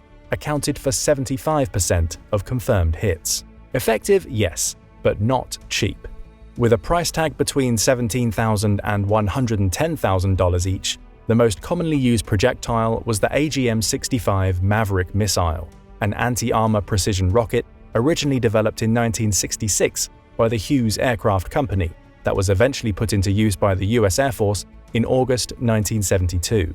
Also used rather unsparingly by the Air Force, but at the bargain price of only $16,000 each, were the less accurate 2,000-pound Mark 84 general-purpose penetrator bombs. Depending on the height from which they were dropped, these nearly 4-meter-long unguided bombs can blow open a crater 15 meters wide and 11 meters deep, penetrate up to 38 centimeters of metal or 3.4 meters of concrete, and can expel lethal fragmentation out to a radius of 370 meters. But not all bombs were delivered from so high in the sky.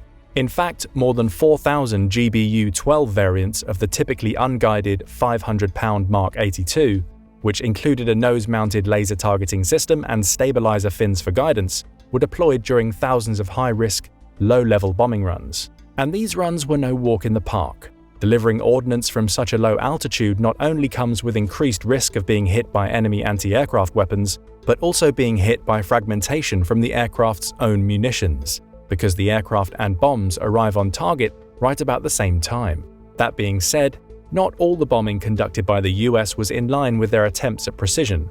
Over the course of the conflict, the Air Force dropped more than 10,000 cluster bombs, technically known as CBU-87 Combined Effects Munitions, or cluster munitions. Your basic CBU-87, which stands for Cluster Bomb Unit, can be dropped from any altitude by an aircraft flying at any speed. Unlike the Mavericks or modified Mark 82s, this is a true free-falling bomb, similar to the rest of the Mark series but with one major difference, and it's a nasty one. When a typical cluster munition is dropped, it starts to spin. Then after falling to a certain altitude, the canister opens and 202 sub-munitions or bomblets, each equipped with stabilizers and an inflatable decelerator, are released. The rate of spin and the altitude at which the CBU-87 canister opens can also be adjusted, allowing the bomblets to cover a smaller or larger target area, anywhere from 20 by 20 meters to 120 by 240 meters. The higher the release altitude and faster the rate of spin, the wider the bomb pattern will be.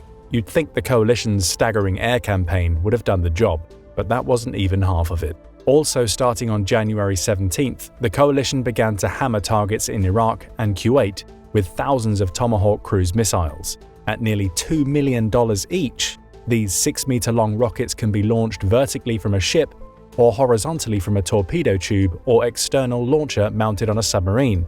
Tomahawks have a range of approximately 2,400 kilometers, can travel as fast as 885 kilometers per hour, and are reliably accurate up to about 5 meters. A few AGM-86 ALCMs are also put to use. Essentially a stealth drone, these $1 million Boeing-built subsonic air-launched cruise missiles were initially developed to increase the bombing capabilities of the Boeing B-52H Stratofortress bomber, as well as protect the larger, slower aircraft from enemy fighter jets. Despite the coalition's enthusiastic bombing efforts, a lot of invaluable surveillance was being done as well. GPS-guided bombs known as Joint Direct Attack Munitions or JDAMs did not yet exist, but GPS technology for navigation greatly improved the ability of pilots and ground forces to know exactly where they were in relation to the surrounding terrain and enemy troop movements. US aircrafts also used Ground-Moving Target Indicator and Synthetic Aperture Radar, or SAR, to monitor the battlefield day or night, regardless of the weather, and detect movement of enemy ground formations. The Iraqi forces often tried to make large-scale movements in the middle of the night, because they thought they could not be seen.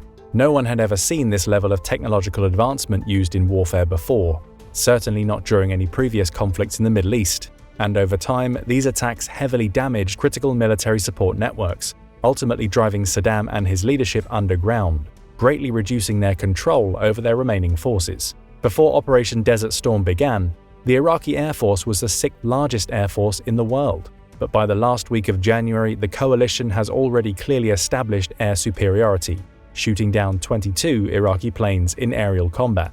As effective as they are in the sky, however, the US Air Force ends up being even more successful at destroying planes on the ground.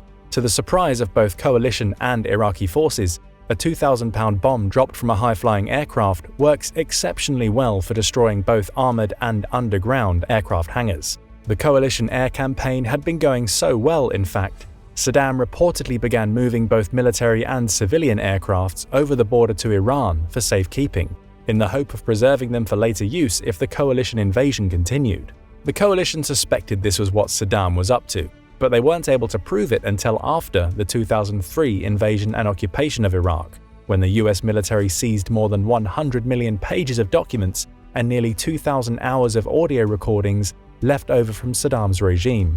In the end, they confirmed that among other jets and planes, both military and civilian, 24 Mirage F-1s, 24 Sukhoi Su-24s, 40 Su-22s, 4 Su-20s, 7 Su-25s, 12 MiG-23s, and 4 MiG-29s had been relocated to air bases and airports in Iran, many of which were happily appropriated by the Iranian government. The records uncovered in 2003 didn't reveal any definitive evidence of a secret deal with Iran to safeguard Iraq's assets. In fact, the Iranians were quite surprised when the first Iraqi aircrafts began to appear. There also seemed to be a lack of coordination between the two countries during the emergency relocation of the Iraqi Navy, from Qasr in southern Iraq to the Iranian port of Bandar-e-Khamenei, given that just 3 Iraqi Navy vessels were able to reach Iranian territorial waters without being sunk by coalition aircraft. This hasty relocation of many of Iraq's highest-value air assets, combined with the heavy losses they'd already taken, both in the air and on the ground, renders the Iraqi Air Force almost totally ineffective, leaving them with no hope of stifling the US's air campaign, which would have been their only hope of preventing what came next. Starting in early February, just 2 weeks after the coalition air campaign began, the next phase of the coalition air offensive kicks off, as the US and other coalition forces prepare for the coming invasion by focusing their attacks on Iraq's ground forces. And while this is happening, a number of US and British special operation units are preparing to slip behind enemy lines. Initially against special operations units playing any significant role in the conflict, despite the fact he would often travel with a handful of Delta Force operators as his personal security detail, General Schwarzkopf eventually relaxes his no commandos policy and gives the military's most elite soldiers and sailors the green light to do what they do best. Soon, Army Special Forces operators set up observation posts on the Saudi-Kuwaiti border and began monitoring Iraqi troop movements, while other SF teams begin conducting prisoner snatch-and-grab operations, with the hope of feeding valuable human intelligence back to the coalition. One team, Special Forces Operational Detachment Alpha 525, gets compromised by civilians while on a reconnaissance mission deep inside Iraq. Nearly getting overrun by the Iraqi army on several occasions, the team of hard-charging Green Berets, with a little close air support assistance, ultimately fights its way out. Army SF teams are also tasked with Foreign Internal Defense (FID) operations, or the training of allied and partner forces. A mission not as glamorous as kicking indoors for a quick snatch and grab, but FID operations contribute significantly to the overall success of the conflict, by 1. Keeping the multinational force up to speed and fighting together, and by 2. Allowing SF members to embed with partner forces and act as liaisons, mostly between coalition units and US aircraft.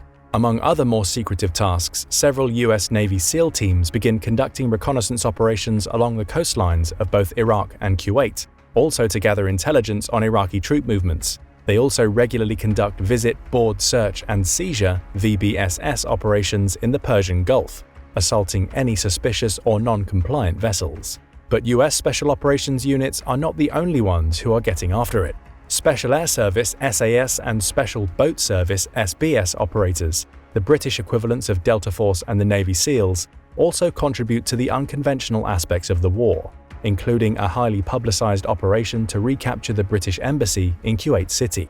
The SAS and SBS also partnered with US forces in an operation on the outskirts of Baghdad to disrupt or destroy the Iraqi army's underground fiber-optic communications network. An important mission, given this network is Saddam's primary means of communicating with the mobile Scud missile launchers he's positioned in the desert, most of which are armed with Soviet modernizations of the V-2, a surface-to-surface rocket developed by the Germans in the 1940s. All this, however, the bombing and missile attacks and clandestine operations, has been in preparation for the impending ground invasion, which begins in the early hours of February 24th, when a massive coalition force pours over the border of Saudi Arabia into both Iraq and Kuwait. When the signal is finally given at around 3 a.m. local time, 8 p.m. in Washington, D.C., there is a line of coalition forces stretching westward from the Persian Gulf along the Saudi-Iraqi border for nearly 480 kilometers out into the desert. Iraq's forces have already been severely weakened by the ongoing air campaign and various other operations. Poorly supplied with mostly outdated equipment, the Iraqi army is largely overwhelmed by the end of day one. Coalition forces are met with only mild resistance, taking a total of 10,000 prisoners in the early hours of the attack. When all is said and done, the number of Iraqi prisoners taken will be closer to 50,000. Priority number 1, however, is establishing a forward operating base to be known as FOB Cobra, 180 kilometers over the border in Iraq. And this, also in the first hours of the invasion, the coalition accomplishes with great speed and relative ease. protected by Apache and Cobra attack helicopters, 60 Black Hawk and 40 Chinook helicopters from the 18th Airborne Corps' 18th Aviation Brigade begin by lifting the entire 1st Brigade into Iraq. And later, a total of 300 helicopters will ferry the entire 101st Airborne, 2,000 men plus equipment, vehicles and supplies, to the future site of FOB Cobra in one of the largest airborne operations in military history. By the afternoon, FOB Cobra has expanded into a major base of support for subsequent operations, as hundreds more aircraft and high-speed vehicles delivered artillery pieces, weapons, ammunition, fueling equipment, building materials and other essential supplies. And this is where the tanks come rolling in. Along with all the other units deployed to this desert battlefield, coalition forces also send in several different tank models, the dominant one being, in terms of both sheer numbers and battlefield effectiveness, the M1A1 Abrams battle tank. In total, 1,900 of these 10-meter-long, 68-ton high-tech monsters are deployed to the desert. Designed to withstand a direct hit from an enemy tank, the Abrams also comes stock from the factory with a 120mm main gun that's gyro-stabilized for accurate firing while traversing over uneven terrain at top speed. Capable of firing armor-piercing rounds that can easily decimate an enemy tank with one shot, the Abrams is also surprisingly fast and quiet, due to its 1,500 horsepower jet turbine engine, which burns jet fuel instead of diesel. The first tanks to arrive at the staging area, however, because they're light enough to be transported by planes and air-dropped in, are the aluminium-clad M551 Sheridans. Manning their own battle tanks as they ride into Kuwait and Iraq alongside a fleet of Abrams are tankers from the US Marine Corps, mostly in M60A1 Patton models, an older tank than the Abrams but featuring a powerful 105mm main gun. Staying true to their mission, the Marines also charge from the waters of the Persian Gulf to the desert on a Hurd AAV-7 amphibious assault vehicle, a fully tracked ship-to-shore transport vehicle with a troop compartment capacity of 25. But America isn't the only country leaning on their armored division for combat support. Many of their allies are also bringing their own highly functional tanks to the battlefield in Iraq and Kuwait. For example, the 1st UK Armoured Division came rolling in with a fleet of 62-ton Challenger 1 tanks, powered by a 1,200 horsepower Rolls-Royce Condor diesel engine and equipped with a 120mm main gun. This contingent of durable and mobile Challenger 1s will wipe out more than 400 Iraqi tanks without losing one machine of their own. Armor on the Iraqi side consists primarily of Soviet-made T-72s, piloted by Saddam's elite Republican Guard. These tanks come equipped with a 125mm main gun and an 840 horsepower diesel engine. Coalition forces actually worried, at least at first, that the T-72s might be a match for their pride and joy, the Abrams, that the T-72s might have the potential to neutralize, if not dominate, their best tanks on the battlefield. This, however, does not turn out to be the case. Even with thousands of T-72s being deployed by Saddam, they are only able to destroy a total of 31 coalition tanks. Coalition forces, on the other hand, destroy more than 100 times that number of enemy tanks, an estimated 3,300 Iraqi tanks in all, through a combination of air and ground attacks in just a matter of weeks. The image most people remember of tank operations from the Gulf War is probably a fleet of M1A1s speeding across the flat desert under a glaring sun. But these shots came from military training films and were used to enhance media coverage. Throughout most of Operation Desert Sabre, the ground offensive element of Desert Storm, it was pouring down rain, often a sticky, oily mix of precipitation and the smoke billowing from Kuwait's burning oil fields, which Saddam had ordered be set ablaze. And it was against this hellish backdrop that maybe the most epic tank battle in history occurred. A raging tank-on-tank battle royale, fiercer and more deadly than any that occurred during World War II. The battle, which involved more than 3,000 tanks, plus thousands of more armored vehicles, lasts less than 36 hours and is split into 3 wild muzzle-to-muzzle shootouts, later named 73 Easting, Medina Ridge, and Fright Night, officially known as the Battle of Norfolk. The M1A1's gun range is so superior that the Iraqis' far superior numbers don't count for any advantage at all, and when the battle is over, just 6 Americans have been killed, with another 32 wounded, by a combination of enemy and friendly fire, including one incident where an M1A1 accidentally fired on and destroyed a US Bradley infantry fighting vehicle. but these are certainly not the only US casualties of this war. Things had been going exceedingly well overall for the coalition by the end of day 1. On day 2, though, February 25th, they take perhaps their biggest single hit of the conflict, when a Scud missile fired from Iraq destroys a barracks used by US troops in Khobar, Saudi Arabia, killing 28 Americans and wounding nearly 100 others. Most are members of the US Army Reserve 14th Quartermaster Detachment, a water purification unit stationed in Greensburg, Pennsylvania, that had only been in Saudi Arabia for 6 days. The following day, seeing he's clearly on the ropes and not getting away, yet without renouncing Iraq's claim on Kuwait, Saddam announces that Iraq will immediately withdraw all its forces from Kuwait. On that same day, perhaps in retaliation for the Scud attack the day before, coalition planes start dropping bombs on a huge queue of tanks, armored vehicles, trucks, and troops that has formed along the main road leading north from Kuwait to the southern Iraqi city of Basra. First disabling vehicles at the front and rear of the convoy, US bombers continue to pound the resulting traffic jam for hours. Hundreds of Iraqi troops are killed during what will come to be known as the Highway of Death incident. When asked in the following weeks about overall Iraqi casualties, neither the US nor Saudi Arabia are able to give an accurate estimate, putting the number somewhere between 20 and 100,000. The Highway of Death incident was arguably not the finest moment of the conflict for the coalition, as images of the devastation quickly surface and spread across international news outlets. The next day, February 27th, encouraged both by public outcry and the occupation of Kuwait City by US troops and other coalition forces, President George H.W. Bush decides to suspend all offensive combat operations against the Iraqi military. His conditions for the ceasefire include 1. An immediate stop to all Iraqi military aggression, including Scud missile attacks. 2. The immediate release of all coalition military prisoners and Kuwaiti civilian hostages. 3. Baghdad must comply with all UN resolutions relating to the incident. And 4. The Iraqi army must assist the coalition in locating all land and sea mines that might hinder further security operations. President Bush also invites Iraqi military commanders to meet with coalition commanders within the next 48 hours to finalize the on-the-ground details of the ceasefire.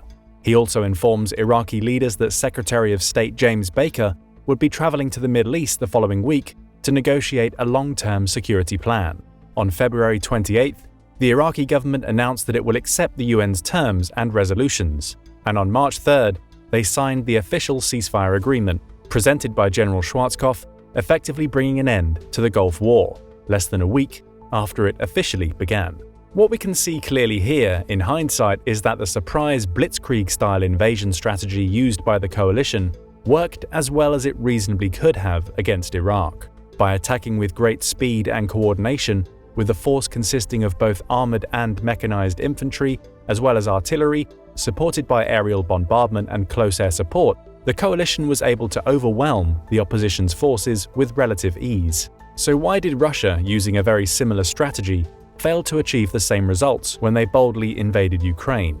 The short answer is Russia failed in its attack because of poor planning, significant logistical problems, low combat readiness, and other deficiencies that ultimately undermined the overall effectiveness of their air, ground, cyber, and maritime operations. Putin also seems to have poorly anticipated the heroic level of Ukrainian resistance and the amount of operational, technical, logistical, and financial aid that would come pouring in from the West. One of the biggest problems for Russia presented itself right from the start, during their initial push toward Kyiv, in the form of logistical issues and a breakdown of effective command and control. It was immediately difficult for Russian troops to operate in the contested urban areas inside Ukraine, and without access to railroad transport, Russia's ground forces weren't able to move fuel, munitions, spare parts, or equipment up to its forward deployed units. During Desert Storm, the coalition solved this problem on day 1 by airlifting an entire brigade, and later a whole division, into Iraq and establishing FOB Cobra. After that, they could move troops, vehicles, and supplies as they pleased all over the country. Coalition forces during Desert Storm 2 were not relying on the element of surprise, and had been using airstrikes to soften up Iraq's defense for weeks leading up to the ground invasion. Russia, on the other hand, failed to achieve air superiority, largely because they underestimated Ukraine's air defense capabilities, which had recently been bolstered, in part, by Western aid. Russia's attempt to use airstrikes to weaken Ukraine's air and ground defenses was also largely ineffective, even after launching more than 1,100 missiles at Ukrainian military and civilian targets during the first 3 weeks of their attack.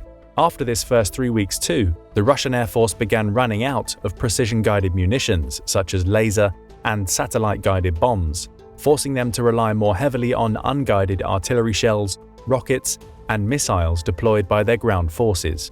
The ground attack itself was also planned and executed based on Putin's bad assumptions about 1. The effectiveness of the Ukrainian military, 2. How the Ukrainian people would respond, and 3. How the modern Western world was going to react to an obvious war of aggression. Poor planning and execution also contributed to roughly a dozen Russian generals and other senior officials getting killed on the battlefield quite early on in the conflict. Also, unlike the Iraqi forces in the Gulf War, the Ukrainian military has turned out to be a much more formidable opponent than Russia expected, not to mention the enthusiastically hostile response from much of Ukraine's civilian population. Facing a capable and aggressive opposition at every turn, Russia's undersized invasion force failed to achieve many of its crucial objectives, one of the most detrimental being their failure to secure Ukraine's western border, which would have largely prevented the supply of foreign aid, including weapons, military equipment, and fuel. For the initial invasion of Ukraine, Russia deployed between 150 and 190,000 soldiers. In comparison, when the coalition invaded Iraq and Kuwait, they had a force of nearly 1 million. Ukraine's military also turned out to be highly effective at using anti-armor munitions. So even though some Russian armored units were able to push into Kyiv suburbs only 48 hours into the war, many of these units found themselves cut off from all support, far ahead of the Russian force's main body. Spread out like this, the Russian army found themselves incapable of providing security to logistics and support vehicles carrying much-needed food, water, medical supplies, fuel, engineers, and spare parts to forward-deployed units. Many Russian vehicles simply broke down and had to be abandoned because there were no spare parts or mechanics available to fix them. Repeated logistical breakdowns and strategic failures ultimately led to demoralizing casualty rates for Russian ground troops, as well as the partial or complete destruction of at least 1,000 battle tanks, 350 pieces of artillery, 36 fixed-wing aircraft, and 50 helicopters. Another problem for the Russians was, although they tried, they could not achieve a technological advantage over Ukraine.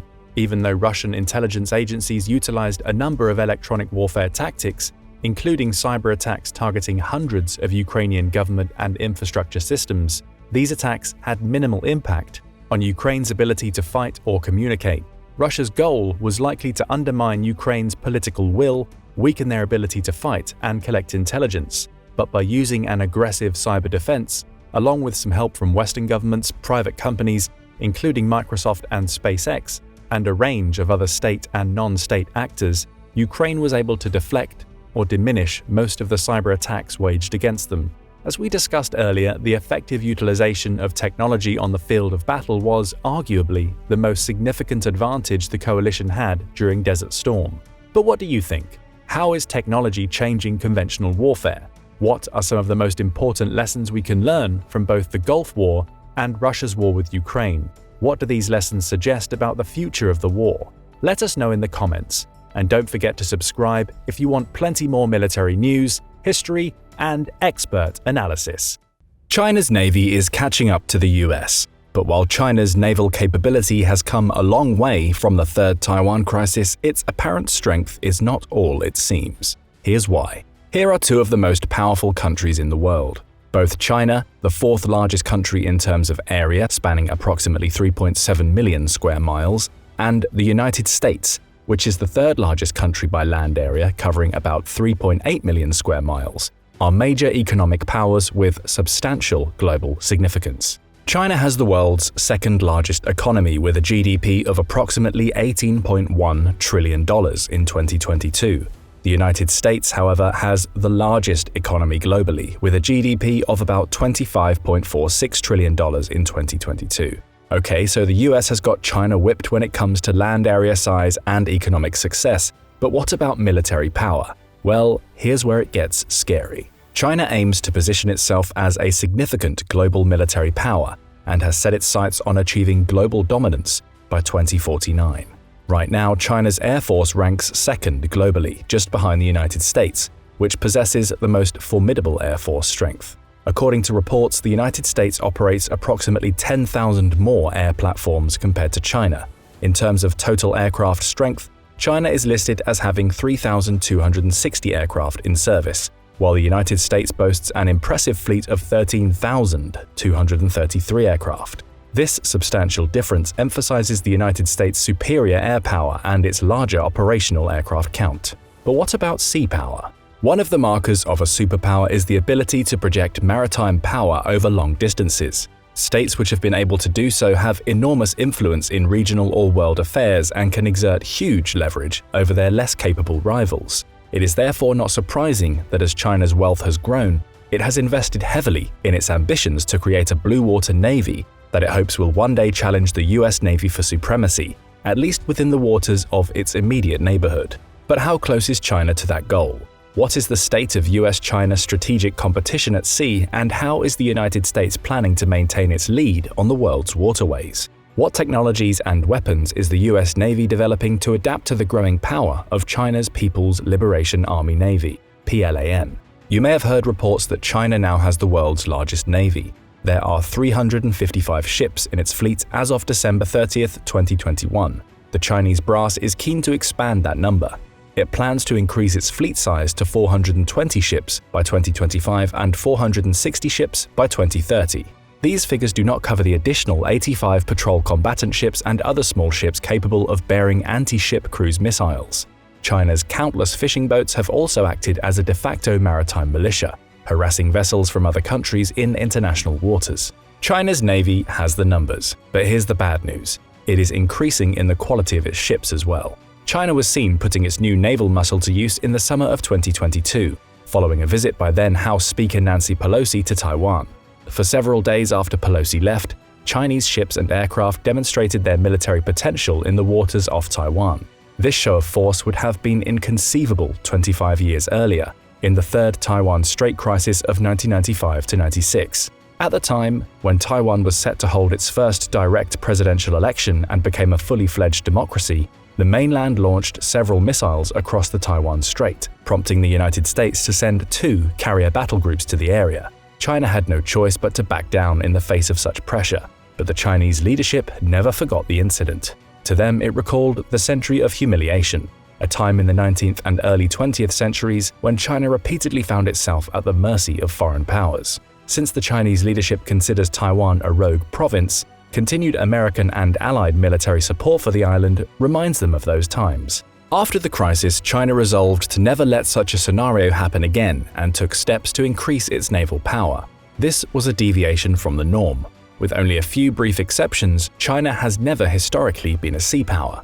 It has traditionally focused its military resources on maintaining a large army capable of defending its vast land borders. Up until recently, this was the objective of the Chinese brass. However, with China's continued problems with Taiwan and its containment within the natural barrier of the First Island chain, a string of islands off China's waters which stretch from Japan to Indonesia, the Chinese leadership decided that only by becoming a sea power would China take its rightful place as a true global superpower. With its growing economic might, especially since it joined the World Trade Organization in 2001, China finally had the chance to make a play for naval prominence.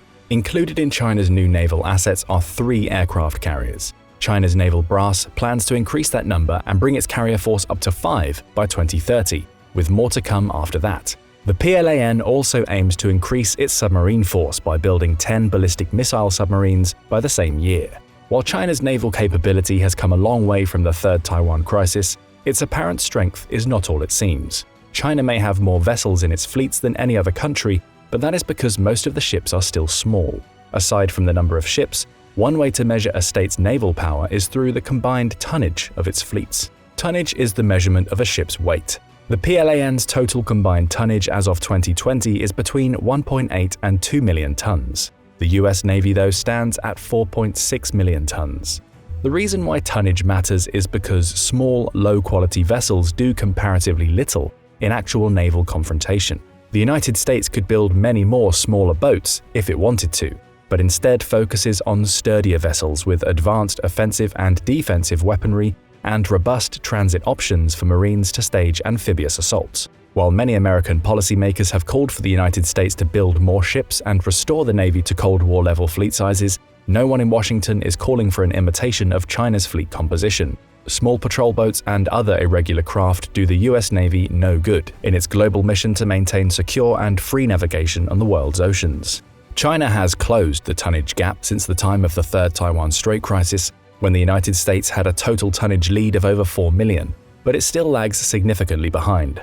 China's Navy has other problems. Two of its much-publicized aircraft carriers are older models that use a stow bar, short takeoff but arrested recovery system to launch its planes. China's third aircraft carrier, the Fujian, uses a more modern catapult system comparable to those used by the US Navy's carriers, which allows it to launch its onboard planes faster. The Fujian is therefore a significant step in China's technological capability. However, how would China be able to launch its planes without pilots to fly them?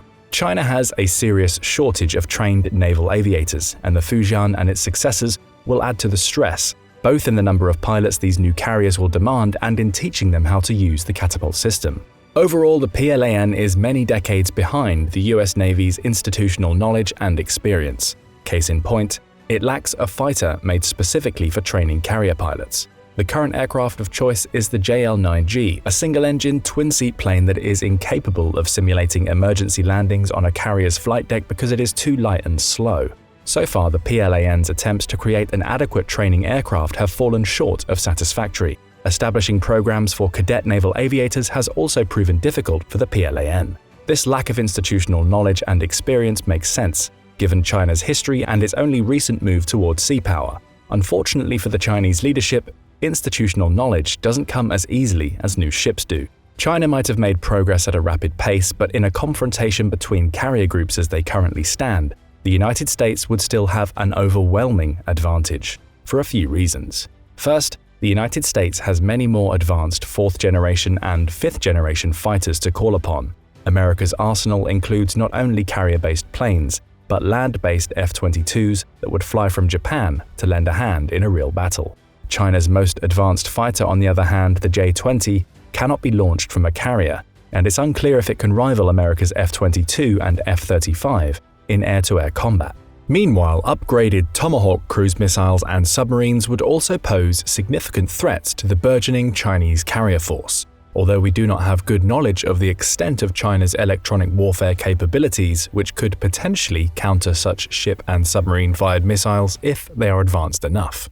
Another area that the PLAN significantly lags behind the US Navy in is submarines, which was one of the reasons why Beijing made such a big protest about the AUKUS submarine sharing agreement. China currently has a fleet of 56 submarines. 6 of them are ballistic missile submarines with payloads capable of reaching the United States homeland. Another 6 are nuclear-powered attack submarines. The bulk of the fleet, 44, are diesel-electric attack submarines. This is where China's Navy is at its most pronounced disadvantage and lags the furthest behind. Experts believe that China's current main submarine, the Shang class, is only on par with 1970s Soviet-era designs, and China has not invested as much in anti-submarine warfare as in other parts of its naval buildup. It has tried to close the gap recently, equipping its newer surface ships with more sophisticated sonars. China has also introduced its new U-8 missile-launched torpedo and KQ-200 maritime patrol aircraft. Even so, these are comparative baby steps in actually defeating the formidable American submarine force. China may also be able to deploy more submarines in its immediate waters, but it is still at a severe disadvantage in submarine-to-submarine warfare. A comparison of the engineering of the two navies' underwater vessels will paint a clearer picture of why the US Navy still has a decisive advantage in undersea warfare. The United States uses nuclear-powered submarines, which are faster, capable of diving deeper, and have a longer range than the submarines China uses. China's diesel-electric-based submarines have one advantage. When running on electric power, they are quieter than nuclear submarines. However, these vessels cannot run on electric power for long. They have to either surface or pop up a snorkel to recharge their electric batteries and run on diesel power for the duration of that operation. At that point, they are significantly noisier than nuclear subs and far more vulnerable to attack. Meanwhile, nuclear submarines can stay quiet and deep for months on end. Although the range and duration of operations would not necessarily be as important for the Chinese in a confrontation with the US Navy because hostile encounters would take place near Chinese waters, the depth, stealth ability, and operating times of the American and Allied nuclear submarines would help to defeat China's strategy of overwhelming enemy naval forces with a rain of anti-access, area-denial ballistic missiles. These projectiles currently pose a severe threat to American carrier groups and surface ships operating too close to China's waters. Submarines, on the other hand, are much harder to detect, and the US Navy's advantage in underwater operations allows the United States to threaten the Chinese mainland. As with aircraft carriers, China intends to build new next-generation submarines. By 2030, it could have between 30 and 40 nuclear-powered submarines. Whether it will have the institutional know-how to recruit and train competent submariners may be a more difficult matter to determine. China's current underwater deficiencies notwithstanding, it is still eager to flex its submarine muscle, and has begun keeping at least one of its nuclear-armed ballistic missile submarines at sea at all times, with near-continuous patrols into the hotly contested waters of the South China Sea, making things more difficult for the United States and its allies, and the waters of the region more dangerous. It is a sign of what the PLAN seeks for the future.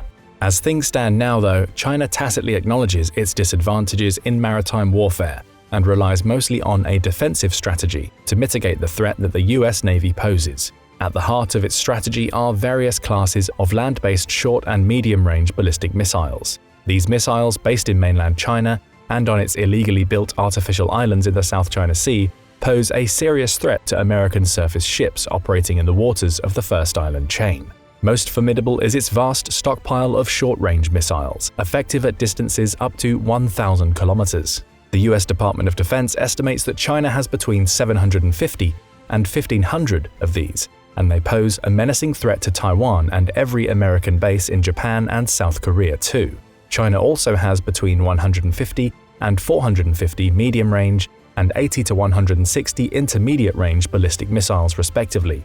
These missiles can reach American ships and assets much further away from China's mainland. Some of them are capable of hitting Guam, the largest base in the region. China is currently building more ballistic missiles in an attempt to exert leverage over progressively more distant areas of the Indo-Pacific region.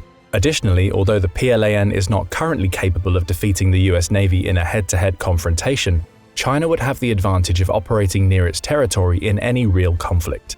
No one on either side expects a Midway-style battle on the high ocean. This reality means that the American supply lines would be much longer and more vulnerable to Chinese ballistic missile attacks, the tyranny of distance. China would also be able to concentrate all of its naval assets in a confrontation with the United States, where in contrast, the latter has global commitments. Policymakers and war planners in Washington have long sought to concentrate resources in the Indo-Pacific region to counter China's expansionism, but bureaucratic and international resistance have often thwarted those plans, with Vladimir Putin's invasion of Ukraine putting even more pressure on the United States to maintain military forces in Europe at high levels. Between these commitments, China's sheer number of assets, the tricky supply situation, and China's continued build-up in quality and quantity, the US Navy cannot rely on maintaining its traditional superiority forever, and the stakes are getting higher. Many experts warn that slowly but surely the United States is losing its traditional military advantage in the Indo-Pacific region, and the cost of victory in any potential confrontation with China has become much higher than even a decade ago. So what is the United States doing to keep its edge at sea in a time of growing competition? No American naval strategy in the Indo-Pacific region would come independent of the consideration of its allies, especially Japan. So what would be their contributions to the naval balance of power in the Indo-Pacific?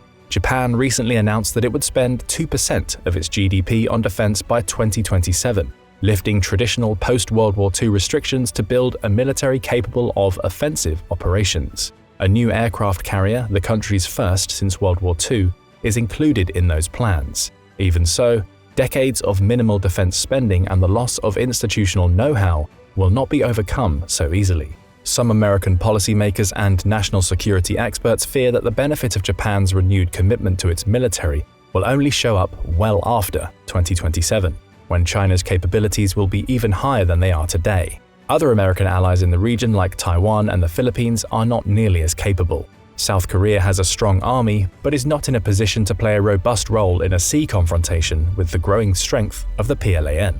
This reality means that the increasingly precarious situation will remain intact for the time being, with the overwhelming share of the Indo-Pacific's defense burden falling on the United States. One of the items on the US Navy's intermediate horizon is to arm its Zumwalt-class destroyers with hypersonic missiles by 2025. Tests of some ship-fired devices are currently scheduled for later that year. This weapon, called the Intermediate Range Conventional Prompt Strike, is a non-nuclear missile with a glide vehicle exceeding Mach 5 and a range of over 1,700 kilometers. The US Navy is also experimenting with ship-fire laser weapons that could act as a much better line of defense against China's big arsenal of ballistic missiles. The Navy received its first Helios, high-energy laser with integrated optical dazzler and surveillance system in the third quarter of fiscal year 2022 and has requested $35 million worth of them in its 2023 budget. The Helios system is ideal for countering anti-ship missiles and can do so cheaply, because lasers do not require stockpiles of ammunition, which can be expensive to manufacture and transport. Helios instead uses power from the ship itself and does not require a separate energy magazine, making each shot extremely cheap. The US Navy hopes that such cheap laser shots will one day efficiently nullify the much more expensive missiles they will be targeting. Helios is currently designed for integration on Burke and Arleigh-class ships, but the Navy is planning to adapt it elsewhere.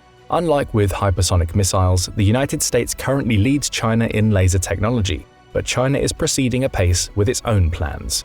As drones and missiles get more sophisticated, laser countermeasures will only be more important in the future. The Navy had been experimenting with railguns, electromagnetic projectile weapons, for more than a decade, but suspended the program in 2021 in favor of hypersonic missiles. Suspension does not mean permanent consignment, however, and the Navy might pick the program back up. Like lasers, railguns have the advantage of not needing to carry as big of an ammunition magazine, since their projectiles are not launched with gunpowder or fuel, but electromagnetic power that can be generated from the host ship. Drones are also set to play a big part in the future of naval operations, including drone ships and submarines, such as the experimental Orca, which will have a range of 6,500 nautical miles and be able to run alone for several months. The Navy plans for Orcas to be capable of anti-submarine warfare, with Mk-46 or Mk-48 heavy torpedoes. They are even being designed to carry anti-ship missiles. Unmanned ships and submarines would at the very least be expendable targets for China to send its heavy stockpile of ballistic missiles at, reducing the high American casualties that they would otherwise cause and permit the United States to grow bolder as the Chinese deplete their stockpiles. As we have seen in the war in Ukraine, ammunition gets depleted quickly in a modern conflict, ammunition which is often expensive to make with its precision instruments and advanced electronics. Any cheap drone which can exhaust China's advanced munitions would be worth its weight in gold for the American naval brass. China is also keen on developing unmanned submersibles, signaling that this will be a burgeoning area of competition between the two rivals in the Indo-Pacific region. Drone carriers, unmanned ships, and unmanned submersibles are not the only aspects of science fiction that are quickly becoming a reality, however. Jetpacks are one of the more unusual ways that the US Navy is planning to maintain its maritime edge. Since their inceptions, the Navy and Marine Corps have been designed to work together. Supporting amphibious operations is one of the Navy's most important missions. One of the ways the Navy is planning to continue with this tradition is by experimenting with jetpacks. The jet suits the US Navy and its ally the Royal Navy is experimenting with can reach speeds of 85 miles per hour and altitudes of 12,000 feet. The US Navy was evidently inspired by the Iron Man movies. The Iron Man suits are powered by 5 gas turbine jet engines and weigh about 75 pounds when they have full tanks. Jet fuel, diesel, or even kerosene are all acceptable fuels. A test of a similar jet suit by the Royal Marines showed that these devices can be operated with a high degree of precision, enabling a wearer to take off from a speedboat and land on the deck of a much larger vessel. Although these prototype Iron Man suits are noisy, there will be less of a need for stealth in any real-world situation that they'd be used in. If naval combat gets to the point where one side is trying to board the enemy's ships, stealth is long gone. The Iron Man suits could also support amphibious operations, with US naval vessels launching Marines at targeted areas. Imagine hundreds of them storming towards a shore. They would be much harder to target than helicopters or landing craft. Already, paramedics in Great Britain have used the jet suit to reach difficult places. and firefighters are also interested in the suit's ability to help them access hard areas rapidly. Though the world isn't quite ready for it yet, we probably aren't too far away from a world where swarms of Marines decked out in Iron Man suits will take to the skies at low altitude. Because a naval confrontation between the US Navy and the PLAN would occur in the comparatively confined waters of the first island chain and not on the high seas, the Iron Man suit could prove an effective method of projecting force. The US Navy remains the world's premier maritime fighting force, but as China's wealth and power continues to grow, and as the PLAN continues to modernize, the United States must continue to look for ways to push the envelope. With innovations that we might find hard to believe now, China wants to break out of the first island chain and have more of a voice in the waters of the world. The United States wants to contain China within the waters close to its territory. Whoever holds the edge in the technology race will come closest to achieving their respective goal. But what do you think? In a battle between the US and Chinese Navy, who would win?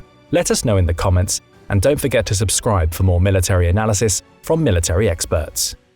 A superpower can be defined as a state with the ability to project power or exert influence on a global scale, usually in more than one region at a time.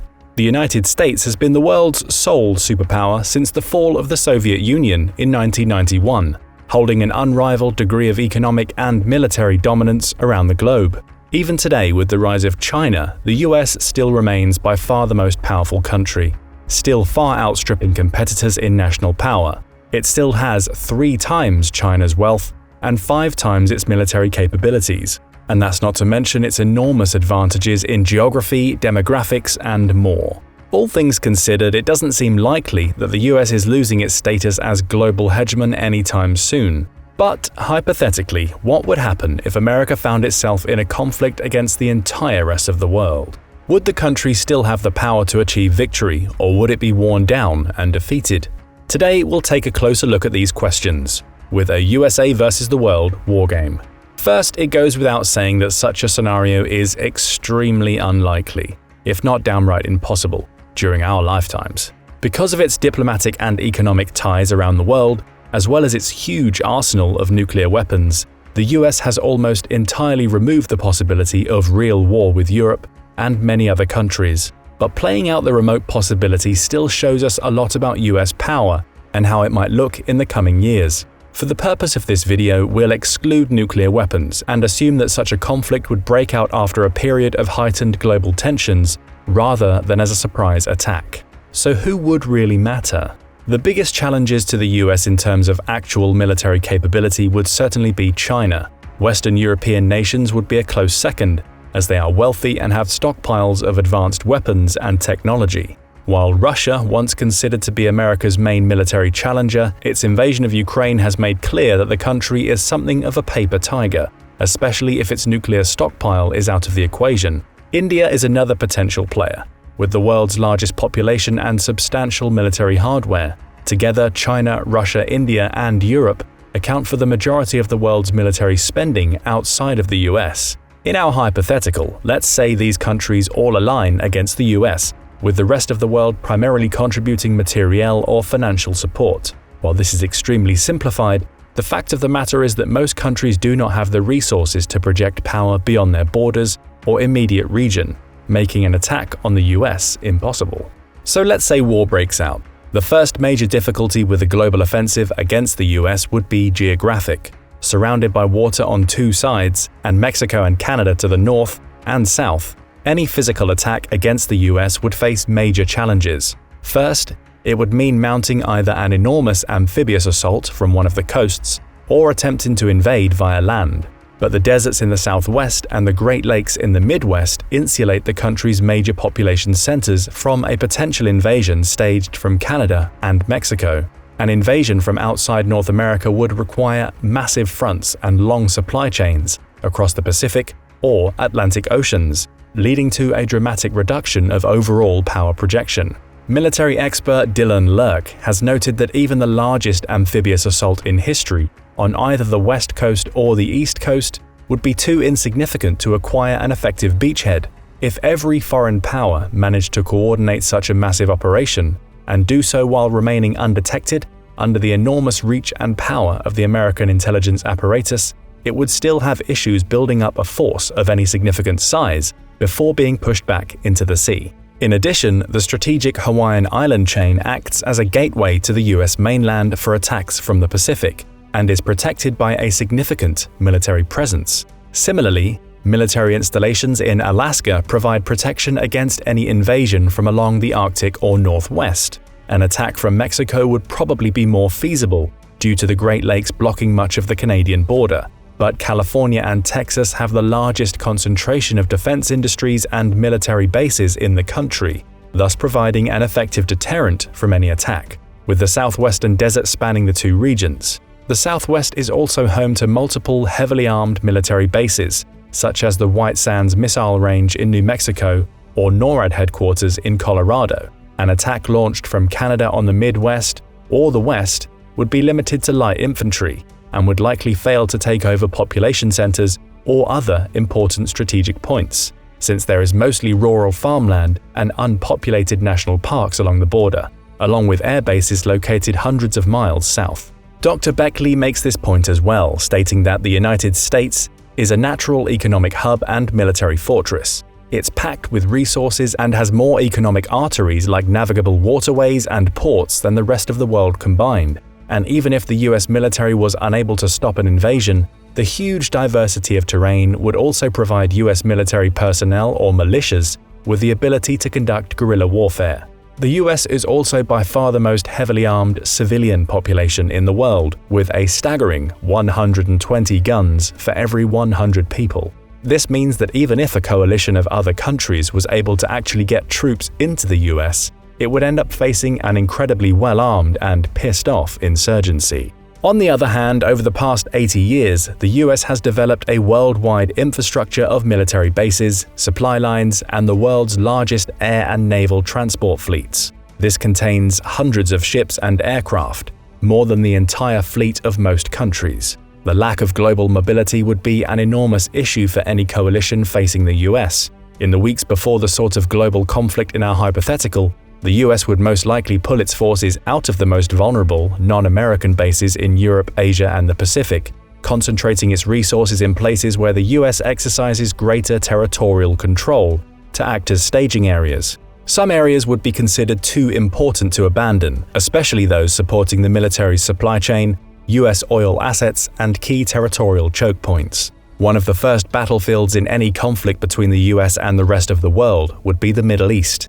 Here, one major aim of the DoD, as carried out by US Central Command, would be to secure critical US oil refineries and distribution centers, as well as gain control of the sea lanes used for transporting oil out of the region. As of 2022, 80.4% of the world's oil reserves are located in countries belonging to the international oil cartel OPEC, and 67.1% of OPEC reserves are in the Middle East. Similarly, over 60% of the world's oil passes through shipping lanes in the Arabian Sea alone. While the US has reduced its presence in the region in recent years, a global conflict would almost certainly cause a reorientation. Possessing the world's 12th largest oil reserves means that the US could theoretically go self-sufficient in wartime, but control of some Middle Eastern reserves would make guaranteeing its supply much easier. Similarly, it would allow the US to deny oil to much of the rest of the world and undermine the coalition's economies and military production.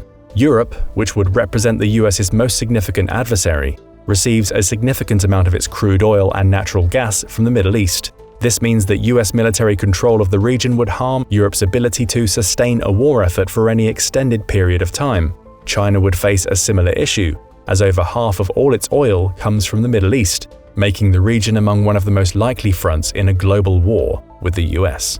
At the start of the conflict, the US would first strike at oil-related facilities across the Middle East, using carrier-based strike aircraft plus medium and long-range ballistic missiles. US power projection means that even without bases in Afghanistan, the military could easily hit targets anywhere from the Mediterranean to the Strait of Hormuz. While regional powers could offer some resistance, none of them have anywhere close to the manpower or firepower needed to stop the US in an all-out war. While Israel, Saudi Arabia, the UAE, and several others do have modern fighter jets and other weaponry, even they would not last very long up against the might of the DoD. And because each is an independent country, intelligence and resource sharing among them would also be limited, further reducing the region's ability to stand up to the US in a shooting war.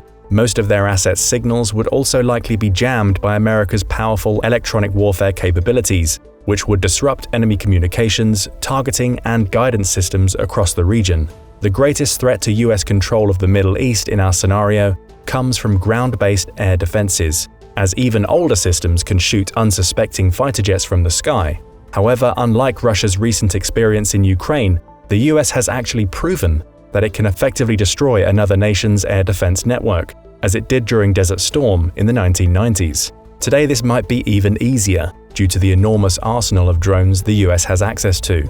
Most US losses in the air would likely come from such drones, as well as fourth-generation jets like the F-15, while its more modern F-18s and F-22s could evade all but the best air defense systems. After establishing air superiority, the US would then work to control all choke points into and out of the region, especially the easily blocked Suez Canal, where over 12% of global trade passes through. If it was able to effectively keep regional control over the Middle East and its resources, the US would have a decent shot at winning against the rest of the world. A second major battlefield would be the Pacific, where the US would probably use its fleet to keep China and other East Asian nations contained and stop them from attacking the West Coast. This could mean either a blockade of major trade and supply routes, as well as using islands like Hawaii and Guam to stage its own offensives. It would also utilize its fleet of aircraft carriers heavily in the Asia-Pacific region. As of this video, there are 47 aircraft carriers around the world. The largest 11 of these are all nuclear-powered carriers belonging to the US, which have more than twice the combined total deck space of every other country combined. The Pacific Fleet fields 7 of these, and in a global war could use them to deny access to anything approaching the US mainland. Again, oil would be another top concern, and the US could use its massive navy to gain control of the Strait of Malacca, which carries up to 40% of the world's trade every year. While less easily choked off than the Suez Canal, a US blockade of this waterway would also devastate most economies in Asia, giving the US serious economic leverage over China, India, and others. The US would also likely exert its naval power in the South China Sea, which it could use to launch strikes against China, Japan, the Philippines, or any other regional power. Heavy fighting would ensue across the sea and air domains all around the South China Sea, and could account for the heaviest US casualties in any theater of this hypothetical war. Another potential target is Taiwan, where over 90% of the world's advanced microchips are currently fabricated. The US might even need to seize and try to occupy the island to stop the global coalition from dominating the production of modern electronics. To do so, the US would inevitably have to challenge China as well. Chinese air defenses and ballistic missile capabilities are already powerful alone, and if combined with the assets of every other country in the region, could potentially pose a problem for the US. The naval base on Guam would be especially vulnerable to strikes by ballistic missiles, which could overwhelm its limited air defenses. Even so, the US Navy is so powerful that every country in the East Pacific combined would be occupied with fending it off, and probably could not launch their own strikes on the US mainland. And because the US Navy is larger than those of the next 8 countries combined, it could easily fight in 2 or 3 theaters at once, making simultaneous blockades of Europe, the Middle East, and Asia-Pacific a real possibility. Another aspect of a global war would involve submarines, which unsurprisingly the US has more of than almost anyone else. Its fleet contains 53 fast-attack submarines, 14 nuclear-capable ballistic missile subs, and 4 guided missile subs. Even without using the world-ending nuclear capabilities of an Ohio-class submarine, this massive fleet would allow the US to launch stealth attacks on enemy naval vessels anywhere in the world, completely undetected. While America would be far more hard-pressed to fend off a global coalition on the ground, at sea, the US stands a much better chance of victory. A third global area of battle would be the Americas, where the US would have the greatest ability to marshal forces and project power. And because Mexico, Canada, and other countries in the region are far less powerful, there is a good chance the US could blockade, control, or destroy the majority of their military and economic resources. Canada and Venezuela are both obvious targets because of their status as oil producers, and in a global war the US would probably aim to shut down or take control of resources in both. Another obvious target is the Panama Canal, which serves as the gateway between the Atlantic and Pacific, and where 40% of all US container shipping flows through.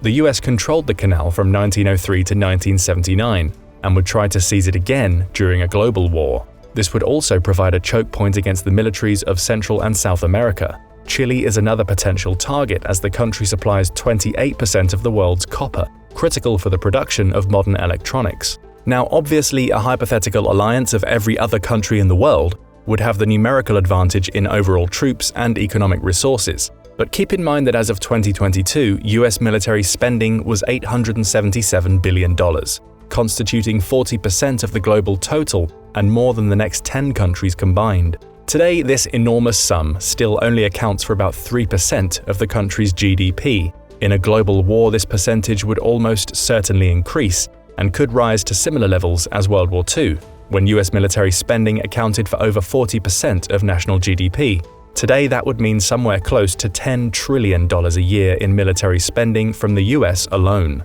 nearly 5 times the global total from 2022. Astronomical numbers like these mean that a war of attrition against America would also be likely to fail, as the country could outspend the rest of the world several times over for many years. To gain a true strategic edge over the US, a global coalition would have to somehow outgun and outspend the Defense Department, while also maintaining their own smaller economies. Another crucial domain in a global conflict with the US would play out in cyberspace. This would probably be the first line of contact between the warring parties, as both sides would attempt to gain information superiority and take each other's systems offline. While US Cyber Command would almost certainly be overwhelmed with attacks by many actors at once, America could also use its own highly effective attacks to shut down enemy power grids, computer networks, weapons, electronics, and much more. And while it's not as dominant in cyberspace as in the real world, the US still has by far the most capable and best-funded capabilities in the world. In the 2024 fiscal year, US cyber spending will rise to more than $25 billion, and the country continues to top every ranking of national cyber power. However, this domain would also be one of the biggest dangers to the US in a global war, as cyber attacks are notoriously difficult to predict and defend against. A well-placed cyber attack by a less powerful nation could still be catastrophic, and would probably be a more serious immediate threat to US citizens than a kinetic strike on the country. However, again, we have no way of knowing how much American cyber spending would increase in a total war, or how quickly that would lead to new capabilities. All the elements point to a big conclusion. The US is so powerful that it could take on the rest of the world for weeks or months with no certain winner. Because of this, such a hypothetical conflict would likely become a war of attrition in both the physical and digital worlds. The US would work to starve the world's other major powers of oil, war supplies, and other vital resources, while attempting to preserve its own. A true assault on the US mainland would be extremely difficult because of the country's size, geographic positioning, and incredibly well-armed military and civilian population. Because of the US military's global presence, most of the fighting would likely happen elsewhere, opening theaters of war everywhere from the Middle East to South America and East Asia. In the end, the victor would almost certainly be whichever side could outlast the other, both in terms of military and economic resources. While the scenario of America versus the entire world is obviously an absurd one, it does give us a useful picture of just how powerful the US military really is. With resources greater than those of most individual countries and nearly limitless power projection, even a conventional conflict against the US would be very hard to achieve true victory. Add in the country's continued dominance in cyberspace, and it's not all clear whether the rest of the world would actually be able to win such a war. And all of the speculation above excludes the most powerful part of the equation: nuclear weapons. Because of the principle of mutually assured destruction, no country really wants to use them today. However, it's worth noting that the US has over 1,400 actively deployed nukes, and in any real global conflict, they could be used to give any non-nuclear country a very permanent end. And even in a very distant hypothetical like the one above, we should remember that the cost of human life in any worldwide conflict would be staggering, and that even winners in such a war would suffer. But what do you think? Would the US really be able to win a war against the rest of the world? Or would the country eventually be overwhelmed? Let us know your thoughts in the comments below, and don't forget to subscribe for more military content and analysis. Going into war isn't always a choice. More often than not, it's a necessity. And even with NATO's support of Ukrainian independence, it seems like Putin is leaving the US less and less choice in the decision of whether or not to get more actively involved in the war in Ukraine. But if the US had to suddenly engage in a full-scale war against Russia, how would it fare? What plans is it making for such an eventuality?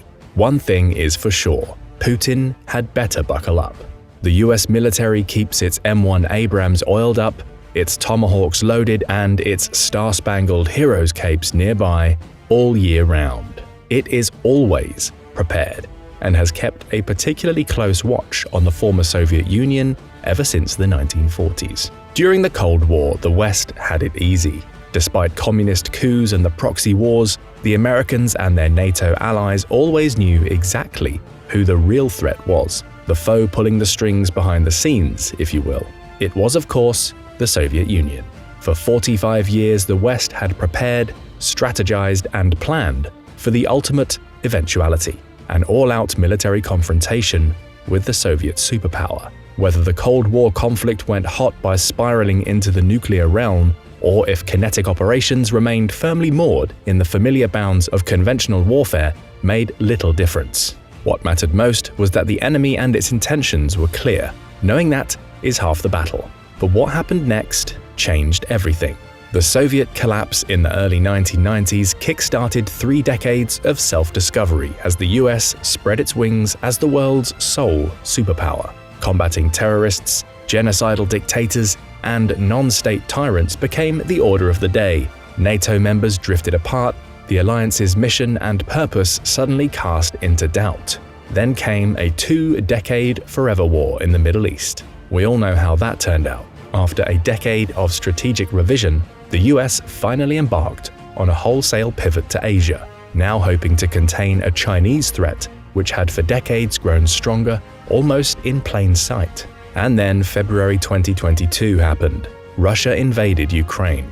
Geopolitical clarity, it seemed, was restored. The aggressive Russian bear, whose foreign policy since the Soviet collapse had vacillated somewhere between bitter Western resentment and surprising Western rapprochement, showed its true colors. America, firmly committed to bolstering its presence in the Indo-Pacific, nevertheless seized the opportunity in Europe. For years it had been nursing its wounds, trying to restore European partnerships and alliances which had slowly atrophied under the pressure of populist politics. The invasion recast these relationships in stone.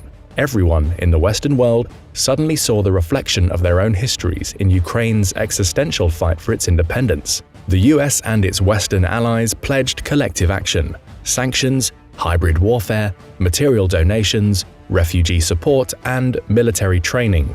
Everything short of entering the fight themselves. This Western support coalition has shown no signs of weakening now, more than a year into the war. If Finland's recent accession to NATO says anything, it has only grown stronger. What is this all leading to? For the Americans, who for a decade could not drum up the political unity required to deal with Russian revisionism, the Russian threat is credible once more. The pivot to Asia will continue apace. But now, with Eastern European sovereignty under threat once more, America must continue to do everything in its power to prepare it and its European allies for the ultimate eventuality, a full-scale war with Russia. We know you're probably laughing right about now. War with Russia, you're saying. The same Russia that can barely make inroads against a country 28 times smaller and with 100 million fewer people than itself. The same Russia that has allegedly already suffered 250,000 casualties in a single year of fighting, more than the entire number of Russian soldiers killed in every war the Soviet Union and Russia fought since World War II combined. Well, yeah, that Russia. As counterintuitive as it now seems, Russia still poses a grave threat to Eurasian security and Western values the world over. Western analysts are contemplating a number of contingencies that could result from the war in Ukraine, which fortunately for us all has thus far remained contained to a single country. The major one is the potentiality that Russia and its fuming dictator Vladimir Putin, finally recognizing the futility of winning a long-term victory in Ukraine, go absolutely rogue. Russia has all but burned its remaining capital with the West. Politically, Putin is a global pariah. Economically, Russia has been cut off from Western markets. Its once profitable natural gas left with virtually nowhere to go. Sanctions continue to cut into its ability to supply its military and civilian population with the specialized industrial and technological parts it needs to function effectively. Militarily, there's little evidence the latest round of mobilization will provide the tactical momentum Russia needs to win over the long term. Rather, it's more likely that untrained Russian conscripts or mobiks will continue to be fed into the meat grinder to little effect. Will Putin back down? You can almost guarantee he won't. He's already raised the stakes too high. His people, his propagandists at least, expect too much of him. He's paranoid. He must deliver on his promises. The Ukrainians, as long as they live and breathe, will never accept the Russian occupation on any scale. As a final recourse, Putin still has his nuclear umbrella, something he knows the West won't gamble on. From our vantage point today, it seems as though Putin's Russia, if it continues its present course, will almost have to go rogue. It won't end the war with a negotiated settlement unless something drastic changes, but as attrition whittles down its once vaunted military power, it will be forced to engage in its antebellum tactics, only far more aggressively. It will rely on asymmetric warfare and hybrid operations to destabilize the West. It will increasingly act like a global version of its now closest remaining ally of consequence, Iran, completely decoupled from the international community, pursuing a revanchist foreign policy using drones, proxy wars, missile strikes, espionage, and more, all while using its nuclear umbrella to deter Western retaliation. Nuclear threats will continue to grow in intensity. Cyber operations will increase in kind. Putin will target vulnerable pipelines and transoceanic fiber optic cables. Russia will continue to fund and sponsor disinformation and misinformation campaigns. Russian bots named Peter and Frank will enter your feeds at election times in the hopes of trolling you into voting for their candidate of choice. The bloodletting in Ukraine will continue. The threat of escalation will remain omnipresent. And that isn't good, because as one think tank put it, a rogue Russia still represents a geopolitical crisis of the highest order. It's a threat to global security, Western political systems, the cybersphere, space, and food security, not to mention every Ukrainian civilian. Let's be clear, Ukraine has blunted, if not outright neutered, Russia's conventional military power over the past year. That feat alone is remarkable. But this war won't end anytime soon. Russia remains a dangerous foe, and elsewhere, especially outside Ukraine, the bear can still bite. Make no mistake. So where, outside Ukraine, could the US see itself fighting Russia, and how would it do so? One of the geopolitical hotspots for a possible confrontation between Russia and the US is in a random chunk of territory wedged between Lithuania and Poland, known as the Kaliningrad exclave. This sparsely populated patch of land is Russia's gateway to the Baltic, a heavily defended former German port city ceded to the Soviets in the aftermath of World War II. Kaliningrad's geography is tricky. The port is literally surrounded by NATO countries. Strategically, it's an A2AD, or anti-access area denial nightmare for NATO. Home to thousands of Russian forces, advanced fighter jets, and nuclear-capable Iskander-M missiles, the exclave is connected to Belarus by a narrow 40-mile land bridge known as the Suwalki Gap, which itself cuts into the only two highways and lone railroad connecting Poland to NATO's exposed Baltic states. Since NATO assets cannot traverse the Suwalki Gap without coming under the guns of Russia's military in Kaliningrad, the wide-open rural region is a crucial choke point that Russia would almost certainly exploit if it ever sought to cut off the Baltics from NATO. Finland's accession to NATO has caused tensions in this region to flare once more. In a matter of 1 year, NATO's border with Russia has doubled, adding over 800 miles of densely wooded, difficult-to-patrol tundra. The Baltic Sea has come firmly under NATO's protection, with Kaliningrad the only Russian outpost in an otherwise Western-friendly sea of states. Putin has had grievances against the West for years, and nobody, certainly not now, should bother trying to predict his next move. But prediction and preparation is the express job of America's military strategists. Were Putin to try to secure the Suwalki Gap to Kaliningrad or gain a foothold in Finland, Lithuania, Estonia, or any of its past satellites, the US and its allies must try to discern his regional capabilities and prepare for an open conflict. But what would this look like? How does the Russian way of war differentiate from the American approach? America is fortunate, at least far more fortunate than Russia in this hypothetical. Its robust network of military alliances and partnerships throughout Europe mean it will be far from alone in a war against Russia. Before the war in Ukraine, both Russia and NATO had respected the terms of the 1997 NATO-Russia Founding Act, committing both sides to avoid reinforcing or permanently stationing forces on the territories of the former Warsaw Pact states or their neighboring Russian borders. Russia abrogated itself from these terms when it invaded Ukraine. Now, NATO has a clear pathway to bolster its presence in these critical areas using measured multinational deployments and the increased rotation of permanently based American troops. The fact America's force posture would be complemented by the presence of British, Polish, Italian, Spanish, French, Estonian, Latvian, Lithuanian, Finnish, and many other allied partners speaks to the logic of the American way of war, which in the modern era has become multinational and collaborative to the core. There is strength in numbers and resolve in collective resilience. These force multipliers are not something Russia could count on in a direct confrontation with NATO.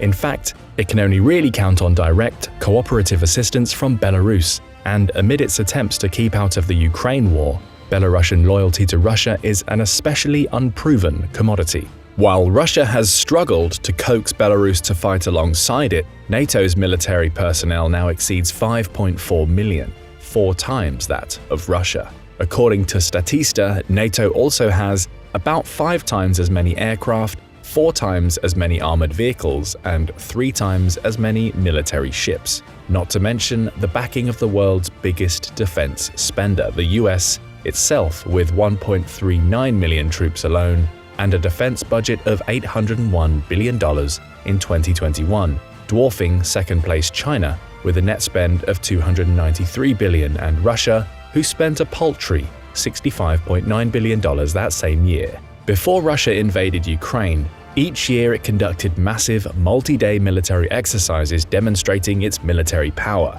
NATO has done the same, ramping up its collective exercises over the past year in response to Russian aggression. While these exercises show little more than NATO's theoretical military effectiveness, the war in Ukraine has brought Russia into stark relief, and it has certainly been found wanting. Russia is in the midst of a new military reform, something its Ministry of Defense announced at the end of 2022. Most see this as little more than a haphazard attempt to patch a sinking ship. They're trying to grow their modern military to the size it was over 2 decades ago. But today there remains a lack of specialists in charge of maintaining military equipment and vehicles, as well as military infrastructure inherited from the USSR, which no longer exists today. Additionally, there were tens of thousands of auxiliary positions like military financial officers and army construction workers, which have also ceased to exist. In other words, noted Russian military journalist and military analyst Pavel Felgenauer, the nominal size of the armed forces cannot be increased in a realistic and meaningful way. Russia lacks qualified junior officers. There's nobody to command the conscripts they're throwing into battle. The army of 1.5 million soldiers Russia dreams of is little more than a bureaucratic fantasy.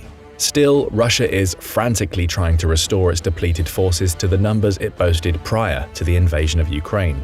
It isn't working. Its armed forces today are lacking in some areas of modern military technology, including drone capability, electronic components, and radar and satellite reconnaissance, Felgenauer told the media. Yes, we have weapons, but our reconnaissance capabilities are weaker than our attack capabilities. So we have a long-range, sometimes precision-guided weapon, but we don't always know where the target is. But what if Russia went into a full-scale war with the West despite these obvious weaknesses? Let's say for the sake of argument that Putin goes rogue. He sees Finland's NATO membership as the final straw. He still doubts the West will risk starting World War III, and he is desperate for a quick victory in Europe. He throws everything into the Ukrainian cauldron, and it all goes wrong.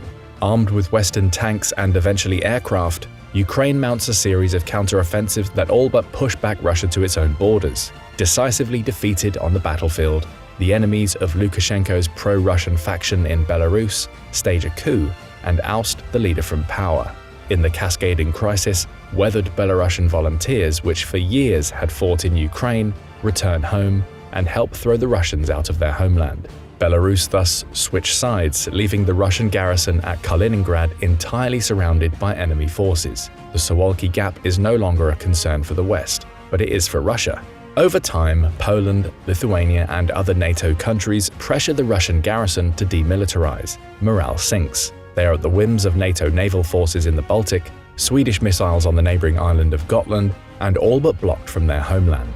Putin decides the time is ripe to present NATO with a sort of final act. He invades Belarus and, hoping to regain a foothold in Eastern Europe, Putin decides to test NATO's resolve, launching an attack on the Suwalki Gap and small villages along the Estonian, Latvian, and Lithuanian borders. He uses Kaliningrad's Iskander missiles and naval missile corvettes to cover his advance. With the bulk of its reserve forces in Poland and Finland, Putin's forces overwhelm the unprepared NATO multinational garrison in Estonia, which is briefly forced into retreat. Russia immediately begins reinforcing its positions, bracing for the inevitable counterattack as NATO triggers Article 5.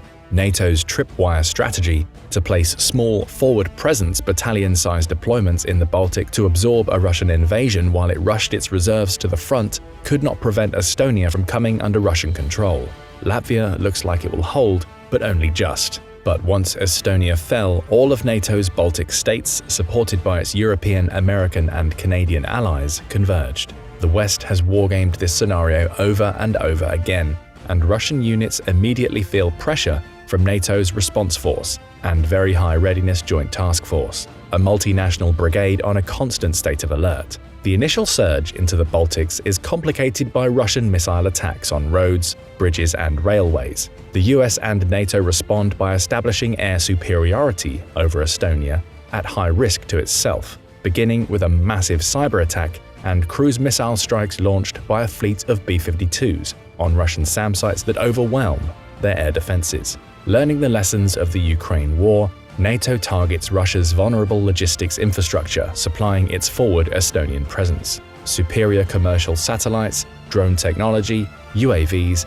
electromagnetic capabilities, and next-generation precision-guided munitions fired by interoperable F-35 fighters enable NATO forces to target railway hubs supplying Putin's war in a way the Ukrainians never could. Once Russia gave up their air to NATO and the US, it was essentially game over. Kaliningrad, isolated and completely surrounded, capitulates in a matter of days. NATO continues to pour manpower and material into Estonia at a rate unmatched by Russia. Its theater assets are better maintained. It has higher morale, reinforced by a clear sense of mission. It suffers fewer casualties, a result of superior airlift capabilities and hospital facilities. It engages in full-spectrum multi-domain operations, or the simultaneous attack from sea, air, land, and cyberspace, unleashing a single symphony of violence to break down advanced defenses. It has been trained for years. Through it all, NATO member countries shoulder a fair share of the burden, thus proving the NATO concept. Russian morale breaks under a withering, round-the-clock assault. The war is over in a matter of weeks. Russian forces beat a hasty retreat to Moscow, and Putin's world comes crashing down as his people, fired up after years of disappointment, global isolation, bloodshed, and military setbacks, finally turn on him. Sure, it's all hypothetical, and yes, it's fair to claim that the West has struggled against forces far weaker than the conventional peers they would face in the Baltics over the past few decades. A fair criticism, but one equally applicable to nearly every country immersed in counterinsurgencies and irregular warfare. It's hard to believe that Russia could ever succeed in an out-and-out military confrontation against the West all on its own. If the West applies the full weight of its collective military capabilities on a clearly defined enemy, the outcome for Putin would be very, very bad indeed. His only recourse, again, would be to threaten the world with nuclear destruction. Would he really go that far? What do you think? Let us know in the comments, and don't forget to subscribe for more military analysis from military experts. A potential hostile encounter with China now dominates the United States military planning, and vice versa. What would a war look like? Who would win? Before we get to that, let's take a minute to explain why our military experts have decided to discuss this potentially very real and, quite frankly, terrifying scenario. After the end of World War II and especially the fall of the Soviet Union in 1991, the United States emerged as the world's preeminent power, supreme in military, economic, technological, and even cultural influence. After 1991, the United States was so strong that some experts believed it had transcended superpower status. According to their theory, it had instead ascended into a hyperpower, a state that dominates all other states in every domain in the international system. The world had become a unipolar one, even leading some observers in the 1990s and part of the 2000s, most famously Francis Fukuyama, to declare an end of history and the final triumph of liberal democracy as the last form of human political organization. However, the 2000s and 2010s threw some cold water on this theory. Costly American military expeditions in the Middle East, the 2008 financial crisis, Russia's expansionist ambitions under Vladimir Putin, Iran and North Korea's nuclear programs, and above all, the economic and military rise of China, all undermine the notion of unipolarity. By the middle of the 2010s, the Pentagon proposed its third offset strategy, which tacitly acknowledged that the unipolar moment was, if not over, at least under threat by the emerging coalition of authoritarian powers, led by China, who were opposed to the international order led by the United States.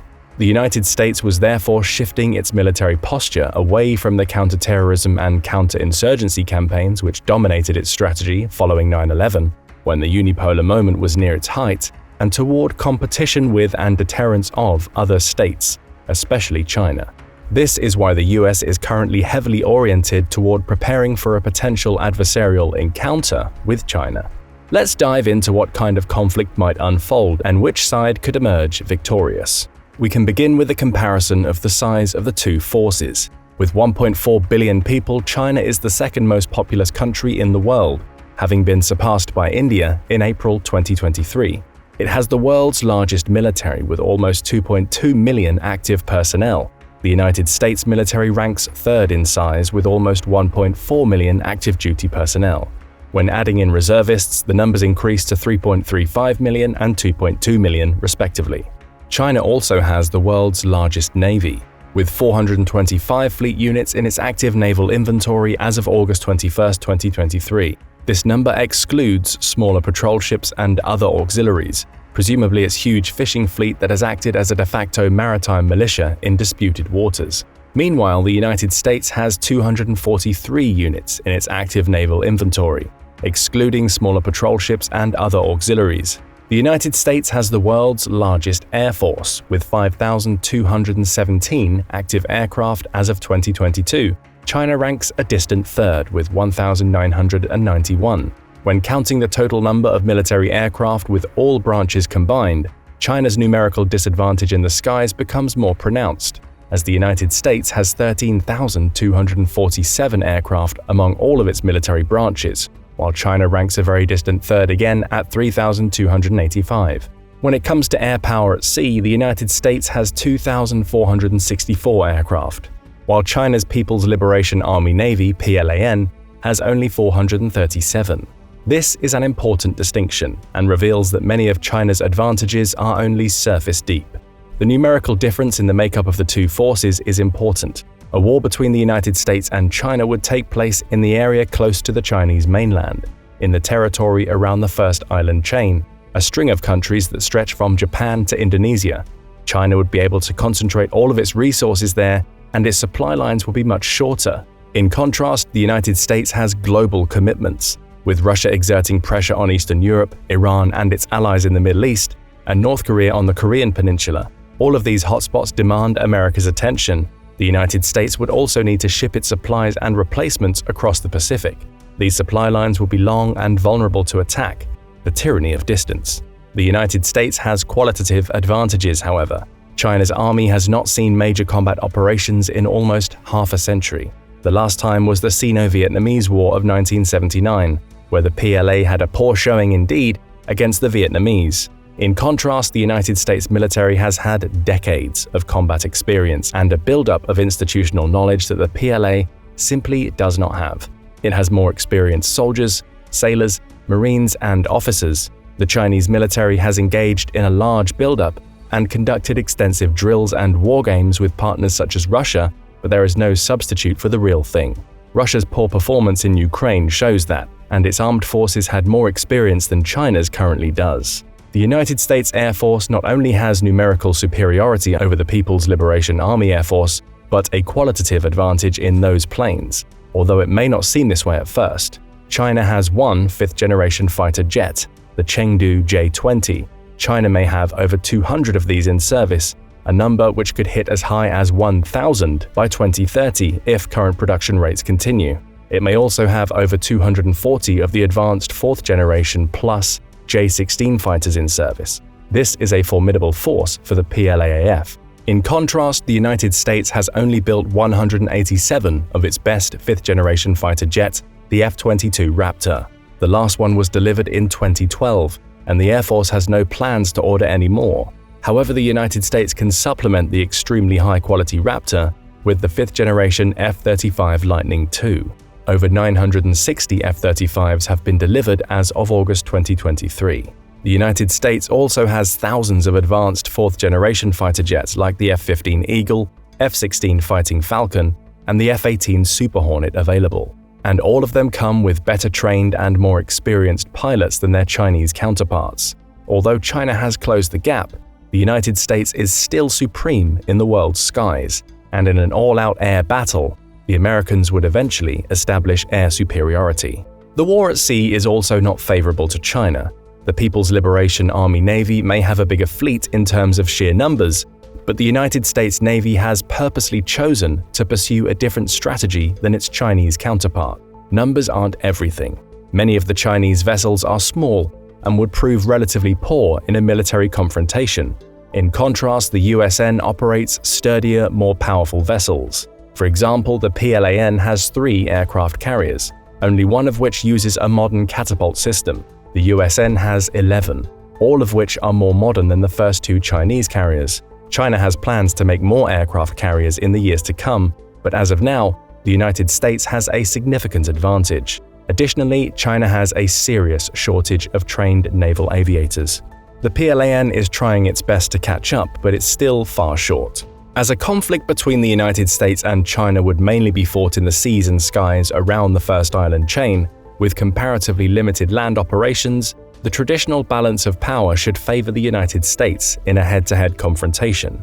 However, China has recognized this and has adapted with a strategy of anti-access area denial, A2AD. One of the things that marked the United States' emergence as a supposed hyperpower following the end of the Cold War was its ability to project power anywhere on the globe within hours. Perhaps one of the best examples was the Navy SEAL raid on Osama bin Laden's compound in 2011. This complicated military operation occurred without the Pakistani government's knowledge, and there was little that Pakistan could do about it except raise a protest afterward.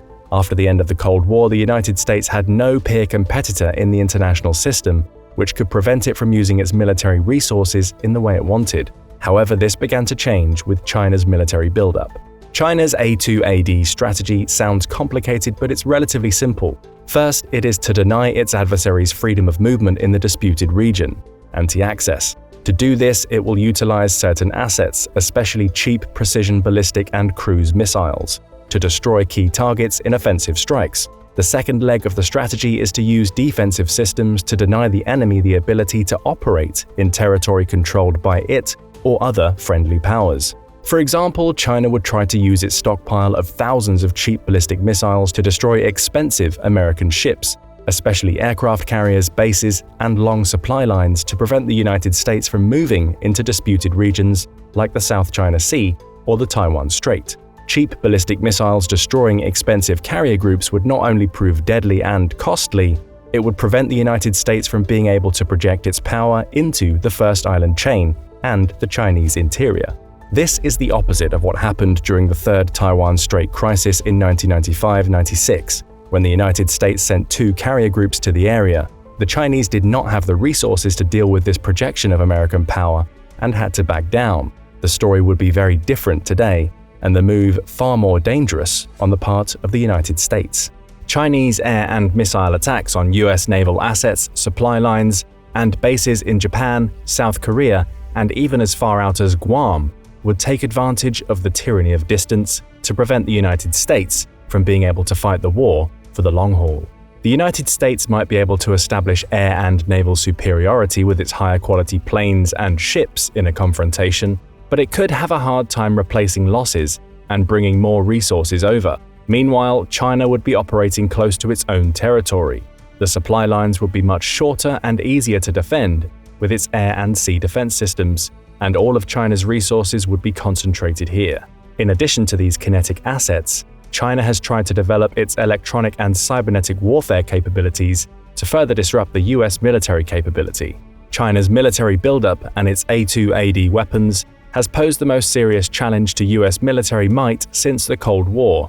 It is why many experts believe that the United States is slowly but steadily losing its traditional military superiority in the Indo-Pacific region. To defeat China's A2AD strategy, the Pentagon developed its third offset strategy. China hopes that the development of advanced A2AD capabilities will deter the United States from even disputing its expansionist moves. This is why for the Pentagon, it is important to maintain forward presence capability. It must be able to defeat the attempts to impede the movement of American military forces and surge them forward in a combat-credible posture. According to the US Army's Center for Lessons Learned, the third offset strategy involves forces that are or can rapidly get forward, survive a withering Chinese or Russian assault, and blunt the adversary's aggression. It is almost reminiscent of a boxer trying to duck and slip past a barrage of long jabs to get inside his opponent's range and deliver power blows. The United States is currently developing technologies to better prepare it to pursue this strategy. For example, these new technologies would involve better artificial intelligence to enable human officers to make faster and more informed decisions. The integration of human and unmanned platforms, like the Sea Hunter autonomous drone ship, would also be part of the third offset strategy. Other technologies like shipborne hypersonic missiles and the Helios laser system can also be considered part of the third offset strategy, as it is hoped that the laser will add a layer of protection to the US Navy's ships from the Chinese ballistic and cruise missile threat. The laser is also ideal for countering drones. The first Helios laser began seeing service in the third quarter of fiscal year 2022, and the Navy requested $35 million in its 2023 budget for Helios systems, when they will begin to become operational at sea. However, as dazzling as the third offset strategy technologies are, they are still works in progress. The United States neglected countermeasures against China's A2AD strategy as it pursued its counterinsurgency and counterterrorism efforts in the War on Terror. Under current conditions, the United States military still uses many technologies and systems that are not well designed to counter the strategy China is pursuing. China still cannot defeat the United States in a head-to-head military confrontation, but because of geography, it does not necessarily need to. All it needs to do is prevent the United States from projecting enough power past the First Island chain to defeat its expansionist ambitions. As part of its strategy, American military bases in Japan would be targeted in the opening shots of the war, to destroy troops and equipment, prevent the stockpiling of supplies, and disrupt the United States strategy in the region. Air defense systems would take down some of the incoming missiles, but China has thousands in its arsenal, and its attacks would certainly do a great deal of damage. Wargames done at the Pentagon and defense think tanks have repeatedly confirmed these disadvantages. In a January 2023 scenario run by the Center for Strategic and International Studies, the United States, with the help of Japan and Taiwan, defeated an amphibious invasion of Taiwan, but the casualties were enormous, with losses in dozens of ships, hundreds of aircraft, and tens of thousands of military personnel, with the US position on the international stage undermined for years afterward. China suffered heavily too. However, CSIS warned that deterrence needed to be strengthened immediately. Other wargames were even less kind.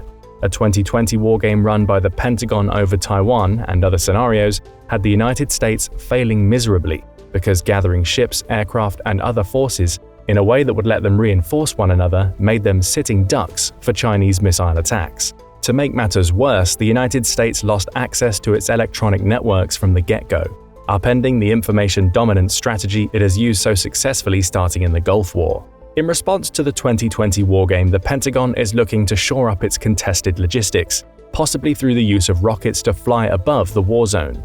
It's also looking to find ways to aggregate power virtually rather than physically. Then Vice Chairman of the Joint Chiefs of Staff General John Hyten said of it, "You have to aggregate the mass fires, but it doesn't have to be a physical aggregation. It could be a virtual aggregation for multiple domains. Acting at the same time under a single command structure allows the fire to come in on anybody. It allows you to disaggregate to survive." He admitted this was exceedingly difficult to do, however. Finally, the United States would need to improve the defense of its networks against hackers with a hacker-proof combat cloud. For now, though, these things are only speculation. What is not, however, is the United States' advantage in submarine warfare. China's missile capability has made it increasingly dangerous for the United States and its allies to project power behind the first island chain with surface ships, but the submarine force is much better protected. That's why China raised such a big protest about the AUKUS deal that would give Australia nuclear-powered submarines. Submarines are ideal for the implementation of the United States' third offset strategy. American nuclear-powered submarines can operate for months. They are quiet and dive deep, making them difficult to detect. They can also launch conventional or nuclear-armed ballistic or cruise missiles to strike sensitive targets. The United States submarine fleet would make any invasion of Taiwan or other amphibious operations in the first island chain a costly proposition for the Chinese military. The presence of these submarines also gives the United States significant conventional or nuclear first strike options to attack targets on land, such as Chinese military installations, which house the ballistic missiles that are such a threat to surface ships and land bases. China's PLAN is trying to close the submarine gap. At the moment, though, the bulk of its underwater fleet consists of diesel-electric submarines. They are quieter than nuclear submarines when running on electric power, but most surface to charge their batteries and are much louder when running on diesel power during this process. As of March 2023, China has a fleet of 56 submarines, but only 6 of them are nuclear-powered. The disparity means that the United States can carry out stealthier and longer operations under the water than China's Navy can. If a war did break out between the United States and China, the US submarine fleet would swing into action and attack Chinese naval assets, land bases, and shipping. The latter is especially important and reveals the United States' ace in the hole. China depends heavily on foreign food and energy imports. From its perspective, China's attempt to expand its influence in the South China Sea can be seen as an act of self-preservation. Critical shipping routes worth trillions of dollars go through these waters. Whoever controls them not only controls those dollars, but the ability for the countries in the area to access the resources. If China succeeds in closing the South China Sea shipping lanes, Japan, South Korea, Taiwan, and other American allies in the region would have a far harder time importing the resources they need.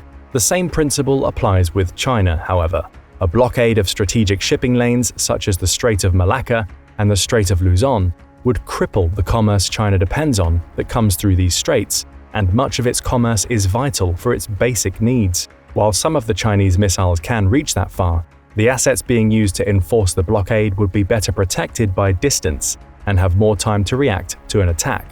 China is testing hypersonic missiles and is regarded as being ahead of the United States in the race for these weapons that would help its offensive reach. However, they are not ready for prime time and have not been widely deployed in the Chinese military yet.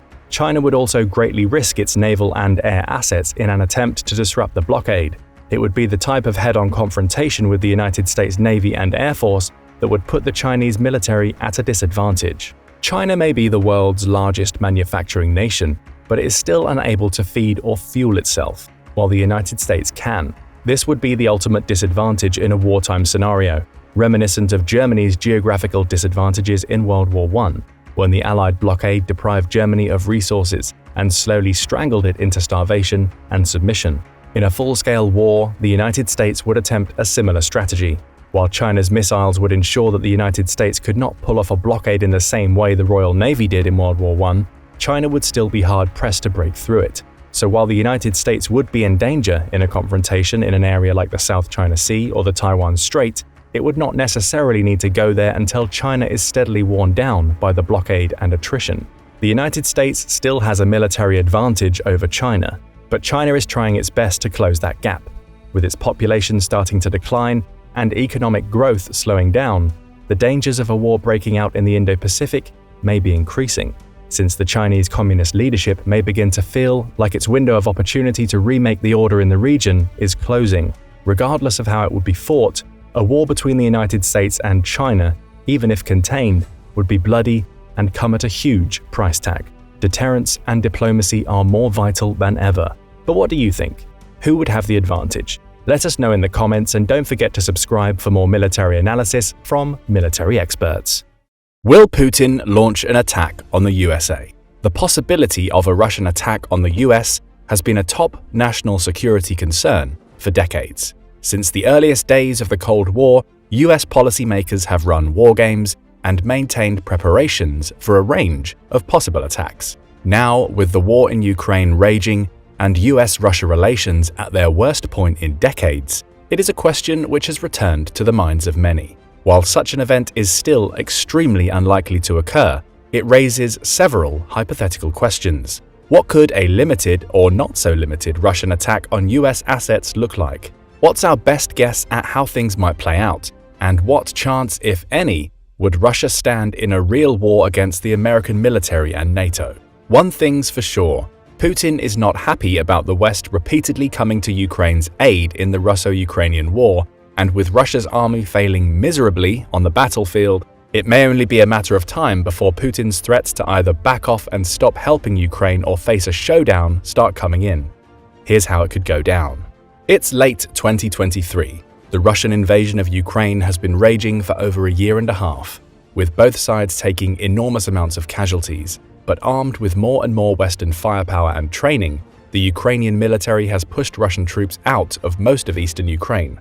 Russia's mass conscription and brutal human wave tactics have not been enough, and it has lost nearly all of its conquered territory outside of Crimea. Increasingly desperate and fearing that oligarchs or commanders will soon topple him from power, Vladimir Putin decides to pull out all the stops. He threatens to do anything necessary to stop the West from further arming Ukraine and to regain Russia's historical sphere of influence. But most assume he is still bluffing. However, indications from US intelligence hint that this time it might be something more serious. Putin puts out a televised statement claiming that the US and NATO have 72 hours to begin removing their on-the-ground trainers and Patriot missile systems to halt the flow of Western weapons into the country, and if they do not, Russia reserves the right to defend itself. President Joe Biden responds, saying that the West will not back down or be intimidated by Putin.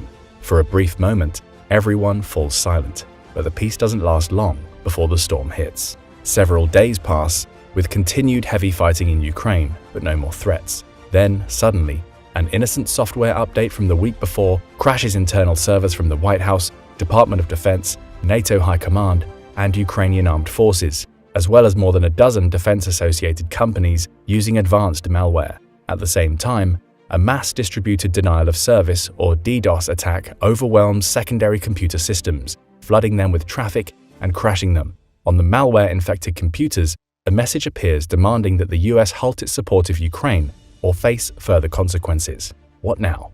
According to experts like retired General Herbert Hawk Carlisle, former head of the Air Combat Command, such escalation in cyberspace would likely follow a period of heightened tensions and warnings, and in an all-out conflict, the US and NATO would have to initially counter Russian cyber capabilities. Because of advance warning from intelligence agencies, the US would most likely have the time to prepare for a physical Russian attack by increasing its combat capacity in both Europe and Alaska. But it could get darker.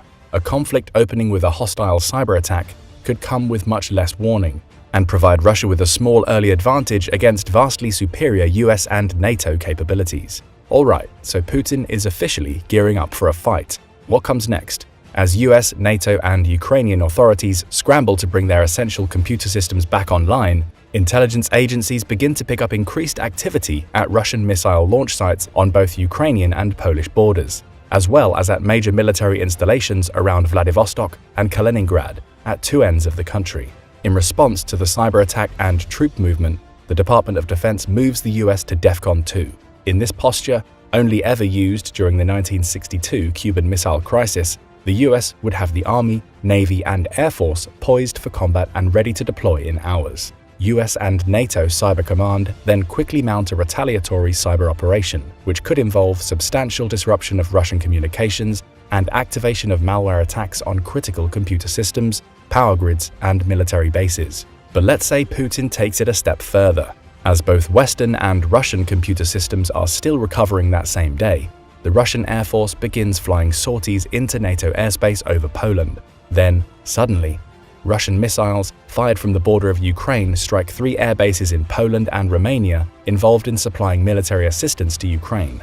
Despite air defenses, there are roughly a dozen US and NATO casualties and significant damage to the base's infrastructure. Some of the missiles miss their target and hit nearby areas, killing another dozen civilians. Putin releases a statement promising further such attacks on other targets if NATO and US assistance to Ukraine does not end. Within minutes, news of the attack reaches the US president, transmitted via a network of 6 jamming-resistant satellites which provide real-time communications to the US, Canadian, Dutch, Australian, and British militaries. Let's pause for a moment to hear what military experts have to say about the likelihood of this type of event sequence. In a December 2022 paper, the RAND Corporation, the DoD's think tank, outlines 3 possible scenarios for a Russian first strike on a US or NATO target: demonstrative, focused, or less restrained. This hypothetical is their Scenario C, a focused attack, the third most severe of their 4 Russian strike possibilities. At this point, DoD and NATO leadership would have to decide whether to continue escalation and retaliate with kinetic strikes of their own, or to back down and try to defuse the situation. Because of the severity of such an attack with casualties from multiple NATO members, US and NATO leaders would almost certainly decide the attack requires retaliation in kind to satisfy NATO members' concerns about the credibility of Article 5. In short, it's time to fight back. Advised to take early action, the president calls an emergency session of Congress, which within hours passes a joint resolution authorizing the limited use of military force against Russia and its allies. The president gives a televised speech stating that the US has taken its own retaliatory actions for the unprovoked attack, but that the US response is purely defensive. US ground forces will not enter Russia, he declares, in hopes of stopping escalation to the level of full war. The US therefore decides to launch a proportional response on Russian targets in Ukraine. Even before the speech is finished, 2 US-controlled Reaper drones take off from air bases in Poland. Once over Ukrainian airspace, they strike Russian air bases and missile defenses in Crimea, killing several dozen soldiers and destroying a number of planes. At the same time, the US launches a number of modified SM-3 missiles from its ships around the world, knocking out a handful of Russian communication satellites. This strike leaves Russia with limited GPS targeting and communications capabilities. So far, so good. But while Biden and other Western leaders urge Putin to back down and not escalate things anymore, they receive no answer. Putin decides he cannot back down now. The next day, 2 MiG-31 fighter jets enter Polish airspace. Before they can be destroyed, they fire Kinzhal hypersonic missiles, managing to hit 2 NATO missile batteries and killing another half-dozen soldiers. At the same time, all gas from the Nord Stream 2 pipeline is shut off, leaving millions of homes in Europe with no gas supply. By this point, escalation in Europe is nearly inevitable. NATO calls an emergency summit, and after 2 days of initial resistance from Turkey and several other states, Article 5 is officially invoked. But top NATO officials stress that their operations against Russia will be limited and purely defensive. Defensive, but powerful. With Article 5 invoked, the first priority of NATO troops is to take out Russian air defenses near Europe, before striking air bases and missile launch sites to try and stop shelling of NATO assets. So after multiple missile salvos from US submarines and aircraft carriers in the Black Sea and Mediterranean wipe out most of Russia's western surface-to-air defenses, fighter jets and long-range bombers from NATO countries begin to engage in aerial dogfights with Russian planes across Eastern Europe.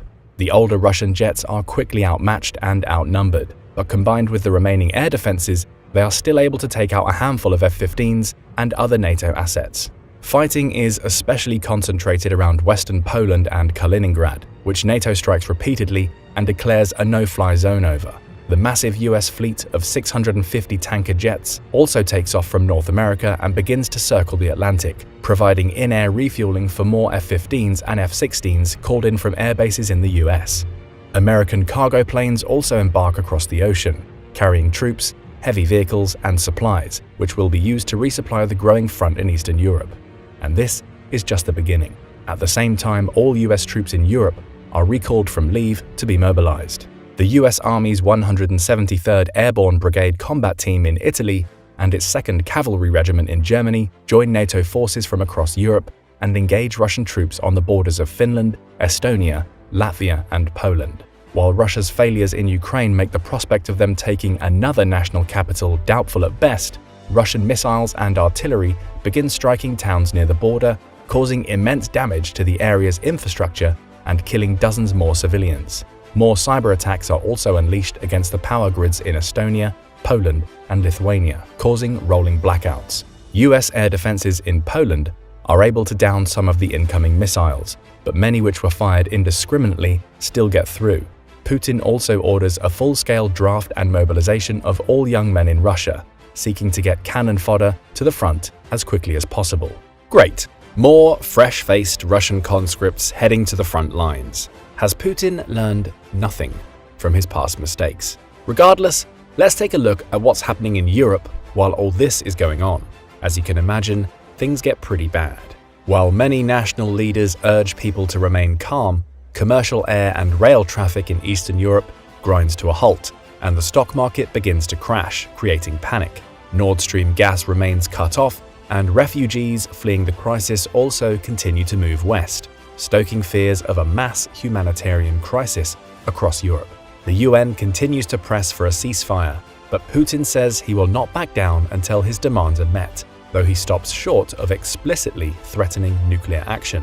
Western leaders respond that he must immediately cease all military activity, withdraw, and stand down all Russian troops. They announce a range of crippling new sanctions against Russian businesses, individuals, and weapon suppliers. This alone may not stop Putin's aggression.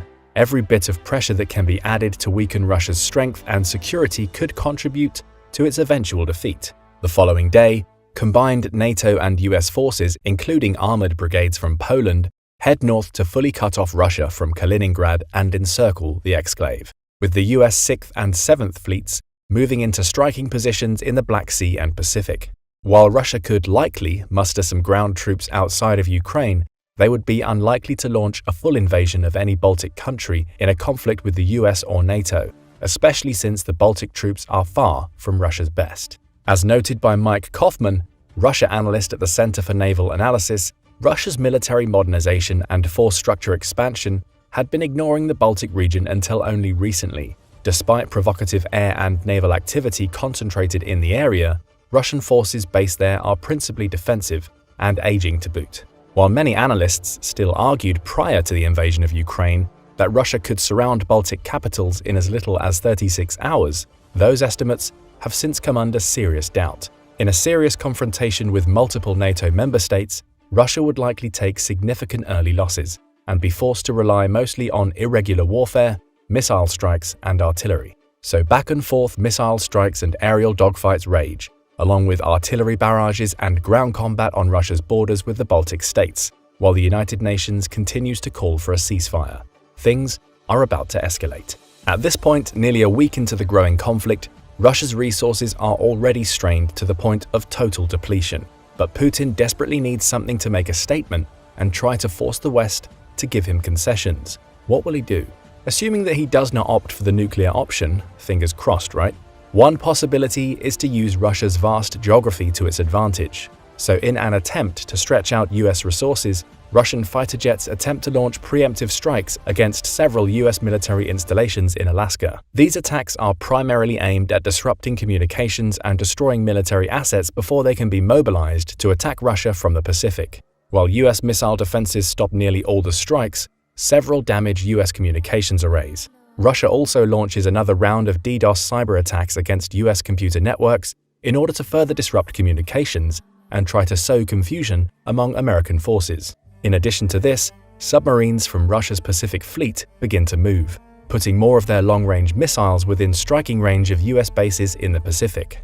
The US Navy responds by moving the 3rd Fleet to strategic locations up and down the west coast, and the 7th Fleet into a blockade off Russia's eastern coast, as part of an effort to counter Russia's naval presence in the Pacific. The US Air Force launches bombers from bases in Japan, Guam, Hawaii, and Alaska towards key targets across eastern Russia, striking military facilities at Vladivostok, Yuzhno-Sakhalinsk, Kamchatsky, Magadan, and elsewhere, while engaging enemy fighters over Alaska and northern Russia as part of a defensive operation against further strikes into American airspace. Because Russia has diverted many of its Pacific air defenses to the border with Ukraine, many US missiles find their targets, destroying numerous Russian air bases and communication centers. US Cyber Command also launches another round of cyber attacks against both Russian computer systems and missile silos, disabling more of them before they can be launched. Meanwhile, allied US and NATO ground troops dig into defensive positions on their respective borders with Ukraine and Belarus,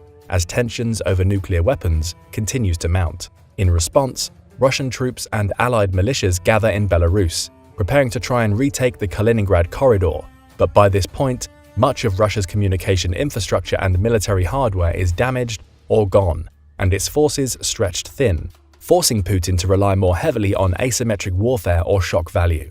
Desperate times call for desperate measures, sure, but do they work? The following day, Russian allied militia groups begin to launch guerrilla-style raids across the borders from Belarus, Kaliningrad, and Transnistria, attacking both civilian and military targets. Running out of both ammunition and artillery, they use improvised explosive devices, or IEDs, and other makeshift weapons to terrorize villages and towns. NATO forces respond with more heavy artillery and shelling and precision missile strikes for the next 2 days, aiming to cut off the flow of insurgents across the borders. Since Russia's military assets are now significantly depleted, its proxy forces fail to retake either the Kaliningrad corridor or more territory in Ukraine. Despite the growing NATO casualties due to IEDs and other attacks, the insurgents are decimated by the relentless artillery strikes. In Ukraine, troops take advantage of Russia's depleted resources to launch a lightning offensive into Crimea, shelling Sevastopol and moving to cut off the peninsula from Russia. Meanwhile, in the east, Russia's Air Force and Pacific Fleet, as well as most of its communications arrays, have been crippled by the US, putting substantial pressure on Putin. In a last-ditch effort to overwhelm NATO and US resolve, Putin orders a third, massive barrage of cyber attacks. The attacks target the wider power grid and are able to cause mass blackouts in cities across Europe and America, leaving millions without power, even as refugees continue to flood into Western Europe.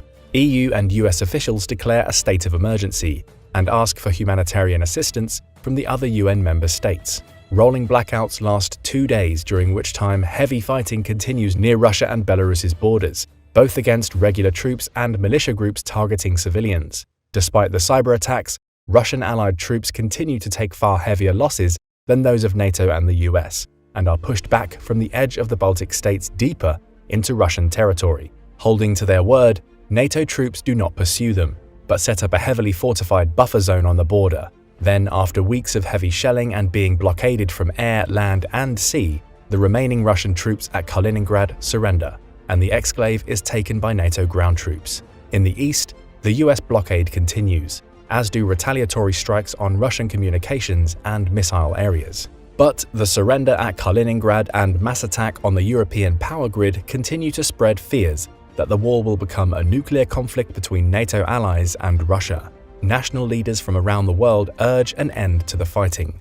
Despite this, Putin gives a speech raging against NATO's imperialism and says Russia will not back down if Kaliningrad is not returned to Russian control and Western support for Ukraine does not cease. With a global recession and refugee crisis deepening, the situation looks grim. Are all roads leading towards a full-blown nuclear war? After nearly 2 weeks of intense fighting between NATO allies and Russian allied forces, NATO leaders announce plans for a full-scale invasion into Belarus if Moscow does not withdraw its support for separatists operating within Ukraine and NATO territory immediately. This announcement comes on top of growing speculation about whether or not nuclear war might erupt between Moscow and Washington after days of escalating combat between both sides, and the mass Russian disruption to European power grids. But despite his cyber attack, at this point Putin is out of options. Most of Russia's military capabilities have been destroyed, and there are critical shortages of ammunition, equipment, food, medicine, and other essentials. In under 2 weeks, Russia has lost tens of thousands more troops compared to the relatively light losses by NATO and the US. Its Pacific Fleet and Eastern military installations have been wiped out by the US, and in the West, it has lost control of both Kaliningrad and much of Crimea, putting the critical naval base of Sevastopol under Ukrainian control. The only major city in Ukraine still held by Russia is Mariupol, where its remaining occupation troops are dug in trying to avoid artillery and drone strikes. Most Russian forces have been forced to pull back miles from the border, where they continue to face shelling, and hospitals are completely overwhelmed. Supply lines are so destroyed that many unlucky soldiers have even begun to starve. As conditions worsen in the next few days, Putin's war effort begins its inevitable collapse. Substantial numbers of Russian troops begin to surrender or mutiny, refusing to follow orders and turning themselves over as prisoners. Finally, buckling under pressure and trying to save face, Putin announces that Russia has taught the West a lesson and is open to negotiations. An emergency session of the UN Security Council is convened several days later, where plans begin to be drawn up for a ceasefire, the return of Kaliningrad to Russian control, autonomy for areas of eastern Ukraine, and the creation of a demilitarized zone along the Russian border. Although this is just one hypothetical scenario for a US-NATO-Russia conflict, which is still very unlikely, it demonstrates some of the options available to both sides in open conventional warfare. An extremely outmatched Russia would likely have to rely on asymmetric strategies, but even that would likely do little to halt the combined efforts of the US military and NATO. With their combined firepower, logistical strength, and technology, there is almost no non-nuclear scenario where Russia could hold its own militarily. Even so, this example illustrates the devastating toll on human life that could result from even a short conventional war.